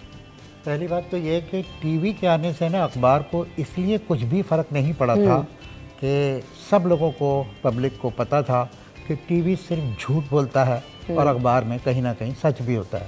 तो अखबार को बिल्कुल भी फ़र्क नहीं पड़ा टीवी के आने से। लेकिन सोशल मीडिया के आने से यकीनी तौर पर प्रिंट मीडिया। लेकिन क्या नहीं साहब, ऐसा नहीं है लोगों ने अखबार पढ़ना छोड़ा जी, टीवी देख लिया। अब सुबह रात में जो खबर हम देख चुके हैं वो सुबह अखबार में आ रही, तो लोग वैसे कहते थे देख चुके हैं। जब टीवी था ना, मतलब जैसे ये जो आपका प्राइवेट सेक्टर है, पीटीवी के ज़माने में तो लोगों को 100% यकीन था कि खबरनामा बकवास है, वो रोज़ाना बस नाम बदल देते हैं, वही स्क्रिप्ट होता है, तो वो अखबार को कोई फ़र्क नहीं पड़ा था। फिर जब ये वाले मतलब प्राइवेट चैनल्स के आने से कंपटीशन बढ़ा है, तो तब भी अखबार की जो फाइट थी ना, मतलब लड़ाई, उसमें उन्होंने सिर्फ इजाफा कर दिया और वो ज़्यादा शिद्दत से हो गई, लेकिन वो कम नहीं हुए किसी भी तरह। मतलब टीवी के आने से भले से वो खबरें वो देख लेते थे, सब कुछ हो जाता था, लेकिन अखबार को इतना बड़ा नुकसान नहीं पहुंचा जितना सोशल मीडिया ने पहुंचाया। तो सोशल मीडिया तो पल पल की खबर दे रहा है, क्योंकि बहरहाल आप पल पल ना टीवी के सामने बैठ नहीं सकते थे, चाहे कितने भी चैनल थे। सही बात। लेकिन मोबाइल ने तो आपको पल पल की खबर दे दी है, तो इसलिए अखबार बेचारी की दम निकलना शुरू हो चुकी है और बड़ी हद तक निकल चुकी है। अब तो शायद टीवी भी बहुत कम लोग अब तो देखना पसंद करते हैं आदिफ साहब। अब इतना वक्त ही नहीं है लोगों के पास और मिजाज बदल गए ना कि अब अगर, और उम्र में मैंने ये भी प्रैक्टिस देखी कि टीवी चल भी रहा होगा ना तो आप मोबाइल फ़ोन चला रहे होंगे और उसमें जो आ रहा है वो आप इन्फॉर्मेशन, आप चाहे वो ट्विटर देख रहे हो, फेसबुक देख रहे हो, कुछ भी आप देख रहे हो तो आप वो चीज़ देखो, वो टीवी चल रहा है, बस चल रहा है। तो क्या ऐसा है वाकई? नहीं, देखिए टीवी का जो जहाँ तक मामला है ना, तो टीवी हमारा इस तरह आपको लगता है, क्योंकि एक जैसी कहानियाँ होती हैं हर चैनल पे, हर ड्रामा आपको जैसा लगता है, एक जैसे किरदार और एक जैसा एक्टर। सही है। जबकि दुनिया भर में आप नेटफ्लिक्स पे अगर जाएँ या दुनिया में अमेजन पे जाएँ तो एक से एक आता है और लोग बैठ कर देखते हैं आराम से। कि मेरे साथ ये होता है कि मैं कोई सीज़न शुरू करता हूँ, मैं चाहता हूँ कि पूरा देख लूँ एक साथ, एक ही नशिस्त में। तो इसकी अहमियत है। असल चीज़ें कंटेंट क्रिएट जो करने वाले लोग हैं, जैसे मैं अगर टीवी की बात हो रही थी, जब पाकिस्तान में टीवी शुरू हुआ था ब्लैक एंड वाइट के ज़माने में, तो बेहतरीन कंटेंट था। कंटेंट को जो अप्रूव करने वाले लोग थे, असलम अजहर साहब जैसे जीएम होते थे, उसके बाद क्या कहते हैं आगा नासिर साहब थे, ये लोग थे जिन्होंने आबियारी की, उन्होंने जहनों की आबियारी की। सही बात। क्योंकि टीवी का मीडियम ऐसा है जो घर घर में था, हर उसके कहते ड्राइंग रूम में या लाउंज में रखा होता था, तो उसमें पूरी फैमिली बैठ के देखती थी। उसमें जो ड्रामे होते थे वो बड़े, यानी उसको बड़ा देख बहाल के परख के कि कोई जुमला ऐसा ना चला जाए, कुछ ना चला जाए, तरबियत होती थी। बिल्कुल ऐसा ही। वो ख़त्म हो गया। 8 बजे का लोग इंतज़ार करते थे कि जी 8 बजे एक ड्रामा लगना है, तो वो पूरी फैमिली ने उसको मिलके देखना है। अच्छा, क्या वक्त, क्योंकि हमने कैटेगराइज करना छोड़ दिया चीज़ों को, उसकी वजह से भी क्या डिस्टर्बेंस आई है? हम टीवी पे भी हम देख रहे हैं कि हर वक्त एक फ्लो ऑफ इन्फॉर्मेशन मौजूद है। ख़बरों की अगर बात कर लें तो जी ब्रेकिंग न्यूज़ आ रही है, वो ब्रेकिंग न्यूज़ है नहीं है, लेकिन वही एक हमारा जो ट्रेंड बस चल रहा है, सब उसको फॉलो कर रहे हैं। तो आप समझते हैं कि यहाँ पर भी एक ब्रेक आने की, एक पॉज लेने की ज़रूरत है हनीफ साहब, या नहीं? कुछ चेंजेस लाए जाए। अखबार को जब टीवी प्राइवेट सेक्टर आया और बड़ी तादाद में आता चला गया, पहले तो बहुत कम चैनल थे, अब तो बहुत ज़्यादा हो चुके हैं, तो अखबार को बहुत लड़ाई लड़नी पड़ी, यानी उसको बहुत अलर्ट रहना पड़ा और एक एक न्यूज़ के साथ अलर्ट रहना पड़ा।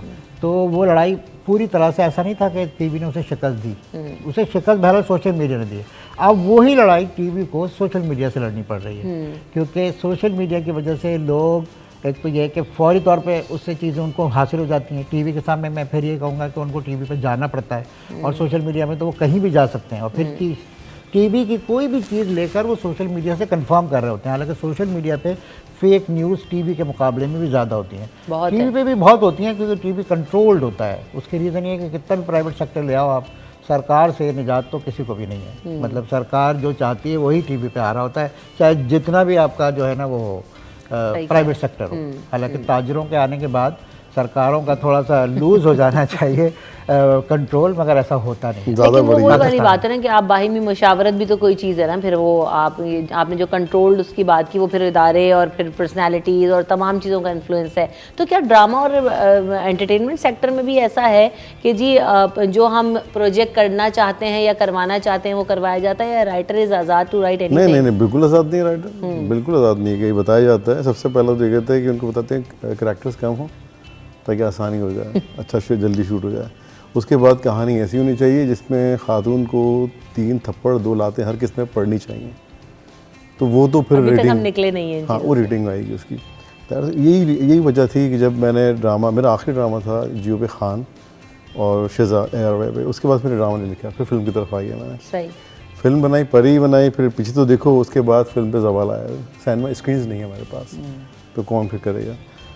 डॉक्यूमेंट्रीज बना रहा हूँ आजकल, राघवा डॉक्यूमेंट्री फिल्म्स के बैनर से, तो वो मुझे मज़ा आ रहा है वहाँ काम करने के। वो इल्मी काम है, रिसर्च हो रही है, कहानियाँ, और वो कहानियाँ मैं सुना रहा हूँ वहाँ पर जो आम यानी लोगों को नहीं मालूम। जैसे एक फ़्लाइट थी, फ़्लाइट 554 जो गवादर से उड़ी थी, और वो उड़ के कराची आना था, उसको हाईजैक कर लिया गया, और हाईजैक करने के बाद पायलट ने अक्लमंदी की और उसको उन्होंने कहा इंडिया ले चलिए इस फ्लाइट को। वो इंडिया तो हमारे पीआई की फ्लाइट ने किया, पायलट ने किया कि हैदराबाद में उतार लिया, और हैदराबाद का वो बोर्ड ढांक दिया गया एयरपोर्ट का, और वहाँ पर उनको बताया कि दहशतगर्दों को आप भूज एयरपोर्ट राजस्थान में आ गए। अच्छा। और हमारे जो ऑफिसर थे जो अभी वहाँ पर आईजी पंजाब हैं, उस्मान अनवर साहब वो थे, गुरजानी साहब थे, उस वक्त एसपी थे, इन्होंने जाके अपने हिंदू नाम रखे, मनोज कुमार और ये, और वो जाने के बाद वहाँ पर वो उनको कहा कि आप तो आ गए इंडिया में हमारे, और उनको पूरी रात एंगेज किया और फिर उनको पकड़ लिया और कहा आप पाकिस्तान में ही। तो ये कहानी नहीं पता लोगों को। इंटरेस्टिंग है, मैं वेट करूंगी कि ये हाँ। डॉक्यूमेंट्री तो ये बन गई, हमने अभी 2 दिन पहले शूट की, एयरपोर्ट पे शूट हुई हमारी, यानी कब रिलीज हो रही है? ये हम कर रहे हैं अभी 2 दिन पहले शूट हुई है। अच्छा, अभी हैदराबाद एयरपोर्ट भी करना है हमें, तो अब ये कर रहे हैं कि लोगों को बताया जाए पाकिस्तान की ओरिजिनल कहानी है। लेकिन मीडियम वही होगा कि इसको सोशल मीडिया पे आप शेयर करेंगे या जो है ना वो प्लेटफॉर्म्स होंगे, टीवी पे हमारे पास है, जगह है, लेकिन बात है ना कि हमने जगह दी हुई है कि हम ऐसा कंटेंट दिखा रहे हैं टीवी पर, डॉक्यूमेंट्रीज की जगह ही नहीं है अब। अच्छा, इसमें भी ये जो अभी आतिफ ने कहा ना, मसला ये है कि ऐसा कहीं भी नहीं हुआ है कि टीवी पे वो चीज़ें आ रही हैं। नहीं, ऐसा नहीं है। देखिए, टीवी हर जगह ऐसा ही था जैसा हमारे यहाँ है ना, फटीचर किस्म का, एक ही जैसे टॉपिक, एक औरत ने दुपट्टा उड़ लिया तो वही दुपट्टा 10-15 औरतों ने पहनना है। तो ये झुमके जो चले थे, हाँ, तो मसला क्या है कि ये चीज़ यहाँ वहाँ नहीं हुई है कहीं पे भी। सोशल मीडिया के आने के साथ साथ ही OTT प्लेटफॉर्म्स आए, जिनमें पूरी दुनिया के बहुत बड़े बड़े ताजिरों ने पैसा लगाया, यानी बहुत बड़ी बड़ी जो कंपनीज थी वो घुसी, जैसे नेटफ्लिक्स हो गया, अमेज़ॉन हो गया, जो समझो कि आधी दुनिया के मालिक हैं ये लोग। उन्होंने फिर पूरी दुनिया से कंटेंट लिया। अब जब वो पूरी दुनिया से ले रहे हैं और उसको भी आपकी लैंग्वेज में कर रहे हैं, तो आपका टीवी सर्वाइव कैसे करेगा? तो इंडिया के टीवी ने भी सर्वाइवल तकरीबन उसका ख़त्म हो गया है, सब OTT पे चले गए उनके यहाँ। हमारे यहाँ OTT को घुसने नहीं दिया जा रहा है, क्योंकि हमारी इक़दार उसके रास्ते में खड़ी हुई है। और हमारा पड़ोसी मुल्क जो है वो अपनी इक़दार को ज़्यादा लिफ्ट नहीं कराता है, वो पैसे को ज़्यादा देखता है। तो जब हम भी ऐसे देखने लगेंगे तो हमारे टीवी पे उस दिन इंतहाई दर्जे का सवाल आएगा, आप देखिएगा। क्योंकि घुसने तो दें आप उनको, आपके यहाँ 25 करोड़ की आबादी में OTT प्लेटफॉर्म ही नहीं है। सही। तो बस इस वजह से ये सब हो रहा है कि आप वही ड्रामे चला जा रहे हैं। वो जैसे ही आएंगे आपका खेल ख़त्म होना शुरू हो जाएगा। अच्छा, एक वक्त ये भी था कि जो जैसे अभी आतिफ साहब जिक्र कर रहे थे कि अगर टीवी के ऊपर कोई ड्रामा भी आता था तो उसमें भी एक तरबियत का फैक्टर होता था, उसमें भी एक ऐसा मैसेज होता था जो कि नज़र आता था। अभी के ड्रामास को आप कहाँ रेट करते हैं? बहुत अच्छे ड्रामे भी आ रहे हैं, बहुत जो है ना स्टोरी बेस्ड काम भी हो रहा है, मैं ऐसा नहीं कहूँगी, और मैं देखती हूँ बहुत सारे ड्रामास भी। तो ऐसा नहीं है कि हमारे यहाँ काम अच्छा नहीं हो रहा या कोशिश नहीं की जा रही अच्छा काम, अच्छा मैसेज देने की, लेकिन बात वही है कि जब तक आप लोगों को बाउंड करके रखेंगे, जैसे राइटर्स बाउंड हैं, डायरेक्टर्स बाउंड हैं, बहुत सारी जगहों पे प्रोड्यूसर्स भी बाउंड है कि आपने यही चीज़ देनी है, अच्छा, तब तक हम कैसे डिलीवर कर पाएंगे अच्छी आपका स्टोरी, अच्छा काम? रमशा उसमें बताया क्या, उसमें ये है कि ताजिर ना वो ये देखता है कि उसका टारगेट मार्केट क्या है। तो असल मसला ये है कि हमारे टीवी ड्रामे का टारगेट मार्केट ना घरों में बैठी हुई खवातीन है।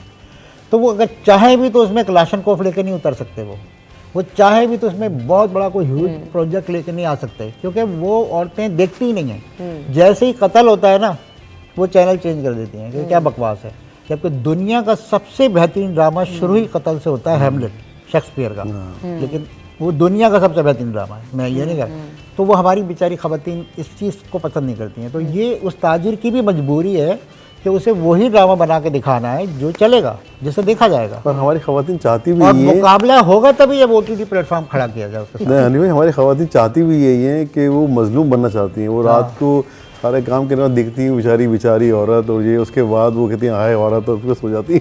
वो खुद नहीं चाहती कि हाँ, ये भी होता है, ये भी होता है। मतलब जैसे मुझे एक साहब ने एक दफ़ा एक बात बताई चैनल में, उसने कहा भाई मेरी बीवी और मेरी माँ के पास ना दुनिया में कोई इशू नहीं है। कहने पता है उनके पास क्या इशू है?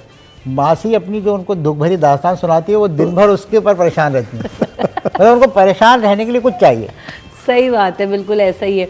एक और चीज़ ये भी है कि टैलेंट का जो फ्लो है, पहले सिर्फ एक ऐसा प्लेटफॉर्म था टीवी जिसके ऊपर आप आते थे तो आप पूरा प्रैक्टिस करके, जैसे मुझे याद है आप नापा से ट्रेनिंग लें, उसके बाद जो है वो आप थिएटर करें, और फिर उसके बाद जो है एक एक्टर को इंट्रोड्यूस कराया जाता था टीवी पर।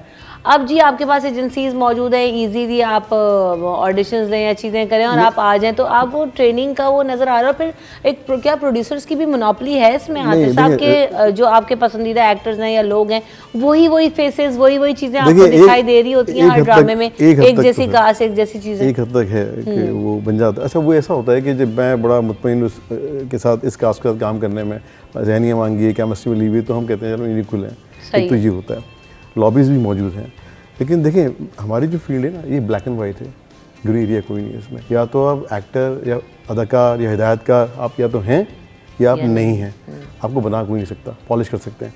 तो वो जो ऐसे लोग आते हैं ना तो फिर वो साइड में होते जाते हैं। मेरी बेटी ने मुझे कहा पापा मुझे एक्टिंग करनी है, तो मैंने उसको नापा में दाखिल कराया, उसने कोर्स किया, फिर उसने इटली के उसके साथ काम किया बड़ा। तो आप सिखाइए, पॉलिश कर दीजिए, आपको नज़र आना चाहिए कि हाँ इसमें है, इसमें स्पार्क है, ये कर सकता है।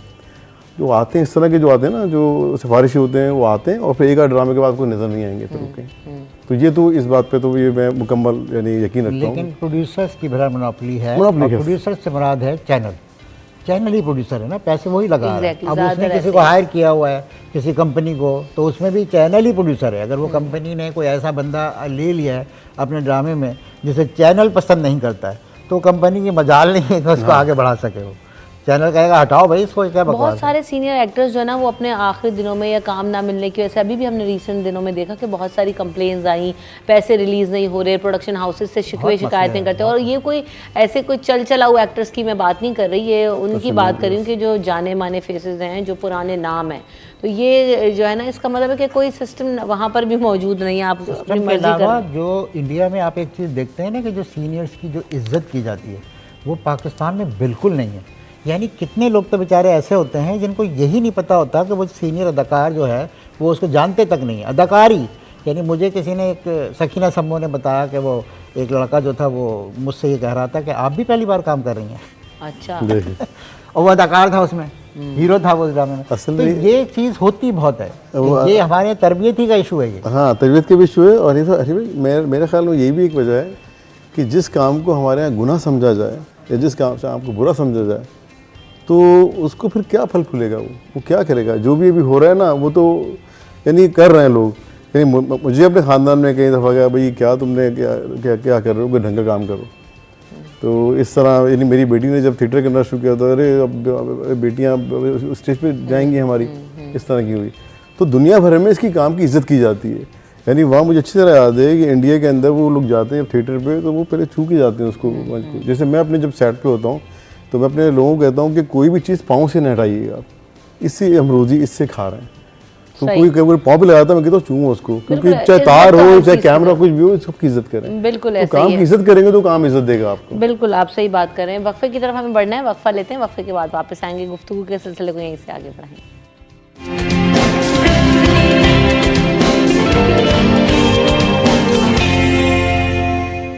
सिटी एट 10 में आपको एक बार फिर कहेंगे खुशामदी। तो आज हम बात कर रहे हैं कि टीवी का आलमी दिन है, और टीवी का जब हम बात करते हैं कि जी हमने आगाज़ किया, अखबार से भी बात हुई हमारी, सोशल मीडिया पे भी हम बात करें। बहरहाल एक काम अभी भी बहुत सारे इलाके, क्योंकि हमारे जो रूरल एरियाज़ पर अगर नज़र डाली जाए तो अभी तक भी बहुत सारे लोगों के पास स्मार्टफोन्स अवेलेबल नहीं हैं और वो टीवी पर ही रिलाई कर रहे होते हैं। तो कैसे अभी भी हम अपना किरदार अदा कर सकते हैं लोगों की तालीम और तरबियत के लिए, इन्फॉर्मेशन के लिए, और एक पॉजिटिव ओपिनियन बिल्डिंग की तरफ। हम देख रहे हैं कि नेगेटिविटी बहुत है, चाहे वो हम अपने एंटरटेनमेंट सेक्टर, ड्रामास को देख लें, न्यूज़ को देख लें, किसी भी चीज़ को देख लें, पॉजिटिव चीज़ें आपको आटे में नमक के बराबर से भी कम नज़र आएंगी। तो वो कैसे हो सकता है चौहान साहब? भाई उसकी वजह ये होती है कि जब आपकी सरकारें यानी हुकूमतें जो है ना वो लोगों के हक़ में काम ना कर रही हैं तो लोग मुतनफ़र होते हैं, और वो मुतनफ़र फिर सिर्फ सरकार से नहीं होते, वो आसपास पूरे समाज से मुतनफ़र हो जाते हैं। हर शख्स पे वो शक कर रहे होते हैं, क्योंकि दरअसल जैसे दुनिया की जो सरकारें हैं ना उनके लोगों को उन पर यकीन होता है अपनी सरकार के ऊपर, अपनी हुकूमत के ऊपर, कि हमारे लिए जो भी कदम उठाएगी हमारे लिए अच्छा उठाएगी। पाकिस्तान में ऐसा कभी नहीं होता, शायद एक आध बार कभी हुआ हो, वरना ज़्यादातर ये होता है कि जो भी हुकूमत आती है पहले से लोग उस पर शक कर रहे होते हैं। तो अब आप बताइए पॉजिटिविटी कैसे पनपेगी? उनके अंदर तो ऊपर से ही आ रही है ना सर, जो भी आ रही है नेगेटिविटी, तो उन्हें आप दे ही नेगेटिविटी रहे, उनके दिमाग में डाल रहे हैं आप, क्योंकि आप ऐसी काम करते हैं, ऐसे काम करते हैं जिससे उनको लगता ही नहीं कि ये हमारे लिए कर रहे हैं, हमारी बेहतरी के लिए कर रहे हैं। तो इस वजह से सोसाइटी पूरी की पूरी वो हुई थी। अब लोग पर्सनली अपने तौर पर जैसे छोटे छोटे ग्रुप बनते हैं, ऐसे हैं अभी भी जो काम कर रहे हैं ना, बेशुमार ऐसी NGOs हैं, बेशुमार ऐसे वेलफेयर के इदारे हैं जो लोगों के लिए काम कर रहे हैं, जिससे थोड़ा बहुत मेरा ख्याल है पॉजिटिविटी का जो एक एलिमेंट है वो डेवलप हुआ है, बहुत कम हुआ है लेकिन हुआ है। तो उसके लिए फिर वही बात है कि सिलो रफ्तार है कछुए वाली, क्योंकि अगर सरकार चाहे ना कल से ये चीज़ शुरू हो सकती है कि हर आदमी पॉजिटिव हो जाएगा। ज़रा लगे कि भाई सरकार ने एक अनाउंसमेंट किया कि हम ये लोगों के लिए कर रहे हैं, और वो करे उस तरह से लोगों के लिए, हर दफ़ा धोखा ना खाएं। कमी ये भी लगती है क्योंकि आप प्रोड्यूसर डायरेक्टर भी हैं, मूवी भी आपने बनाई हैं, डॉक्यूमेंट्रीज़ भी कर रहे हैं, तो मैं हमेशा एक चीज़ सोचती हूँ कि मुझे बचपन के वो ड्रामे याद हैं जिसमें हमने देखा था कि राजा अजीज़ भट्टी की जो स्टोरी है वो बनाई गई थी, और फिर कैप्टन सरवर शहीद की स्टोरी बनाई गई थी। तो वो बहुत कम जो हमारे कैरेक्टर्स हैं या हीरोज़ हैं जिनको जो है वो लोगों को इस मीडियम के थ्रू बताया गया था। वो इवेंट्स जब होते थे 6 सितंबर को या डिफेंस डे पे या 14 अगस्त पे वो चलाई जाती थी, तो वो सब देखते थे और पूरा घर उसको देखता था। तो बड़ा इन्फॉर्मेटिव और इमोशनल और वो सारी चीज़ें आपकी ने, वो आज तक मुझे वो पूरे सीन्स उसमें याद है। मैं बहुत छोटी थी, तो इस तरह का कोई कंटेंट जो है ना वो टीवी पर नज़र नहीं आ रहा। कोई प्रोडक्शन हाउस, कोई हमारे जैसे आपने सरकारी इदारे, सभी कुछ मौजूद है। ड्रामा की शक्ल में भी बन सकता है, डॉक्यूमेंट्री की शक्ल में भी बन सकता है। कितने हीरोज़ हैं, कितना कुछ हो गया है, कितनी हिस्ट्री है, कितना करंट है, आने वाली चीज़ें, ऐसी कोई चीज़ नज़र नहीं आ रही। क्यों उस तरफ किसी की थॉट नहीं जा रही? नहीं, अब तो देखिए जो प्राइवेट टेलीविजन है ना, देखिए ये काम करने होते हैं सरकारी टीवी के। एक प्रोग्राम में मुझसे पूछा गया कि अर्तुगरुल जहाँ क्यों नहीं बनता, ऐसे बड़े तारीखी ड्रामा। मैंने कहा इससे अच्छे बने थे, शाहीन ड्रामा बना था और आखिरी चट्टान बना था। ये सब फंडेड होते हैं सरकारी, क्योंकि इसमें पैसा बहुत लगता है, कॉस्ट्यूम डिज़ाइन और सब कुछ करना पड़ता है। जो प्राइवेट है वो कहते हैं कि ड्रामा जल्दी बना दो, जल्दी चला दो ताकि कमर्शियल मिल जाए ना, घिसी-पिटी कहानियाँ लगा तो ये। तो इस तरह नहीं बनते, कहानियाँ बहुत हैं। अब मैं जो कहानियाँ कह रहा हूँ डॉक्यूमेंट्रीज में, वो इसी कहानियाँ हैं जो आप कह रही हैं, ऐसी कहानियाँ ड्रामाटाइज होनी चाहिए, लेकिन क्यों नहीं करेंगे कि उसमें मेहनत है, उसमें काम है। फिर दूसरा वजह ये है, अच्छा, मैं आपको यहाँ पे content पे जो है- रोकूंगी, आप कंटिन्यू कीजिएगा, मैं हनीफ साहब को दोनों पे कमेंट करूंगा। अभी आपने कहा ना कहानियाँ बहुत हैं, तो अभी एक ड्रामा चला एक निजी चैनल के ऊपर और उसको पैमरा ने बैन भी किया। वो मोटरवे की जो स्टोरी थी कि जब वो एक रियल लाइफ स्टोरी के ऊपर ड्रामा बनाया गया, तो उसको मैं उसका ज़ाहिर नाम यहाँ पे नहीं लूँगी, लेकिन आप सब शायद पहुँच ही गए होंगे, उसको वो रेप केस की भी बात हुई। तो वो जो जी बनाया गया तो फौरी तौर पर उस पर एक बैन आया। तो वो जो बस सिर्फ वही कहानियाँ हम देख सकते हैं या दिखा सकते हैं कि जो सास बहू और एक्सेट्रा ये जो हमारी थोड़ा बहुत रोमांस भी अब डाल दिया तो लोग उसमें अट्रैक्ट होने लगे। तो जो रियल लाइफ स्टोरी ड्रामाज हैं जिसमें हमने एक रियल इंसिडेंट जिसमें जो कोताहियाँ भी दिखाई गई, जिसमें गवर्नमेंट की कोताहियाँ वो भी दिखाई गई, उन चीज़ों का एक्सपोजर नहीं है, वो आती है तो फौरन बैन कर देते हैं। तो क्यों कोई प्रोडक्शन हाउस या कोई टीवी बनाएगा? नहीं, आप ऐसा है? आप समझिए, देखिए एक हर चीज़ का ना एक प्रोसीजर होता है ना, और एक ये होता है कि मैं आपसे कोई बात करना चाहता हूँ या आप तक पहुँचना चाहता हूँ तो आपकी इजाज़त होनी चाहिए ना, सही। या मैं घुस जाऊँ आपके घर में, तो ये कोई अलाउ नहीं करता दुनिया में। आप कोई रियल लाइफ पे बना रहे हैं तो भाई उस बीबी से तो बात करो ना यार, राइट्स लें। जिसके Consent साथ होना ये चाहिए, हुआ आप कह रहे है, हैं। अगर वो एग्री कर रही है तो आपको हक पहुंचता है, वरना तो इतने बड़े बड़े केसेस में फेसबुक को और इन लोगों को पैसे देने पड़ रहे हैं इसीलिए ये लोग, क्योंकि जब आप किसी की मर्जी के बगैर करेंगे तो ये इंसानी आज़ादी का बहुत अपमान है। मतलब ज़रा हिंदी का लफ्ज़ नहीं जाना चाहिए, कत्ल है बहुत बड़ा कि आप किसी इंसान की आज़ादी कैसे ले सकते हैं आप उसकी मर्जी के बगैर।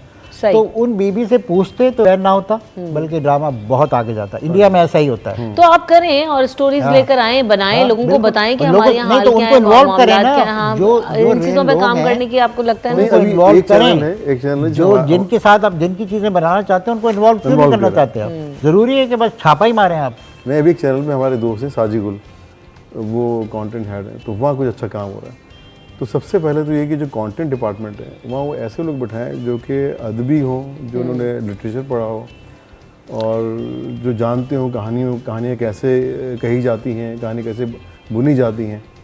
तो यहाँ तो मैं जब मैं DGO में था तो जब आते थे लोग कि सर हमें राइटर बनना है, तो मैं उनसे ये कहता था कि यार मुझे पायलट बनना है, बड़ा शौक है जहाज़ उड़ाने का, लेकिन मैं नहीं कर सकता, मैं सीखूंगा नहीं जब तक मैं वो नहीं करूँगा।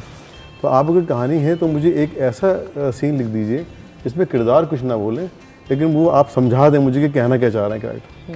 तो कुछ लोग नहीं करते थे, कुछ लोग करते तो उनमें स्पार्क नजर आता था, फिर उन पर मेहनत करता था मैं। जैसे मिसबा नौशीन हैं और एक वो सकलन अब्बास हैं, ये सब ऐसे हैं जो बिल्कुल पहली दफ़ा ड्रामा मैंने लिखवाया था इनसे। तो हमारे यहाँ फुकदान है। अब ये लास्ट टाइम एक जब ड्रामा एक चैनल पे गया तो उन्होंने मुझसे पूछना शुरू, इतने अहमकाना सवाल किए कहानी के लिहाज से, तो उस वक्त मैंने फैसला किया नहीं, अब नहीं ड्रामा लिख सकते हम, कम से कम मैं तो नहीं लिख सकता। तो वहाँ से मैं पीछे हटा हूँ।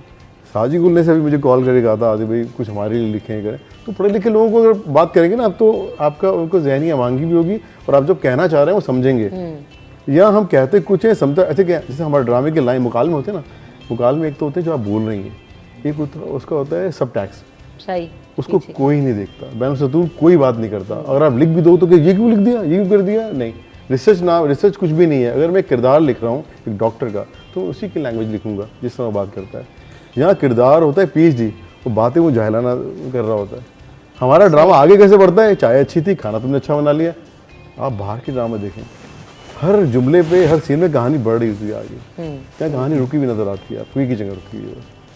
सही। तो आप because of कुछ that- बहुत देर से कहना हाँ, चाह रहे मैं हैं। ये कहना चाह रहा हूँ कि जो आतिफ कह रहे हैं ना, ये वो चीज़ है कि मसलन मैं खुद सिग्नल पे अमल करूँ कि सिग्नल बंद है तो मैं रुक जाऊँ, ये मुझे खुद से करना है। और एक चीज़ ये है कि मैंने सिग्नल पे अमल नहीं किया और ठक करके मुझे उसने रोका, जिसने भी सिग्नल को अपने वो करना है मतलब कंट्रोल, और उसने मेरे पर एक फ़ाइन कर दिया। ये तामीर की इब्तदा होती है किसी समाज की, इसलिए कि आपको हमेशा सख्ती से ही अमल कराना होता है कवानीन पे। आप बताइए कि अब बाहर की दुनिया में जितनी भी आज़ादियाँ हैं, क्या वहाँ पे आप कवानीन तोड़ सकते हैं? नहीं तोड़ सकते ना। तो इसी तरह अगर हमारे प्राइवेट सेक्टर को हमारी सही। सरकार इस बात के लिए गारंटी मतलब उनसे ले कि आपको 25% ना ऐसा मटेरियल बनाना है जो इस मुल्क के लोगों के लिए कुछ, अब इस पर काम होने की ज़रूरत है ताकि बेहतरी आ सके। मुझे वेरी शॉर्टली ब्रेक लेना है क्योंकि हमें न्यूज़ ब्रेक की तरफ जाना है। बहुत बहुत शुक्रिया हनीफ साहब, आपने वक्त दिया। आतिफ साहब आपके वक्त का बहुत शुक्रिया और आपसे दोबारा कल मुलाकात होगी अल्लाह ने के बाद।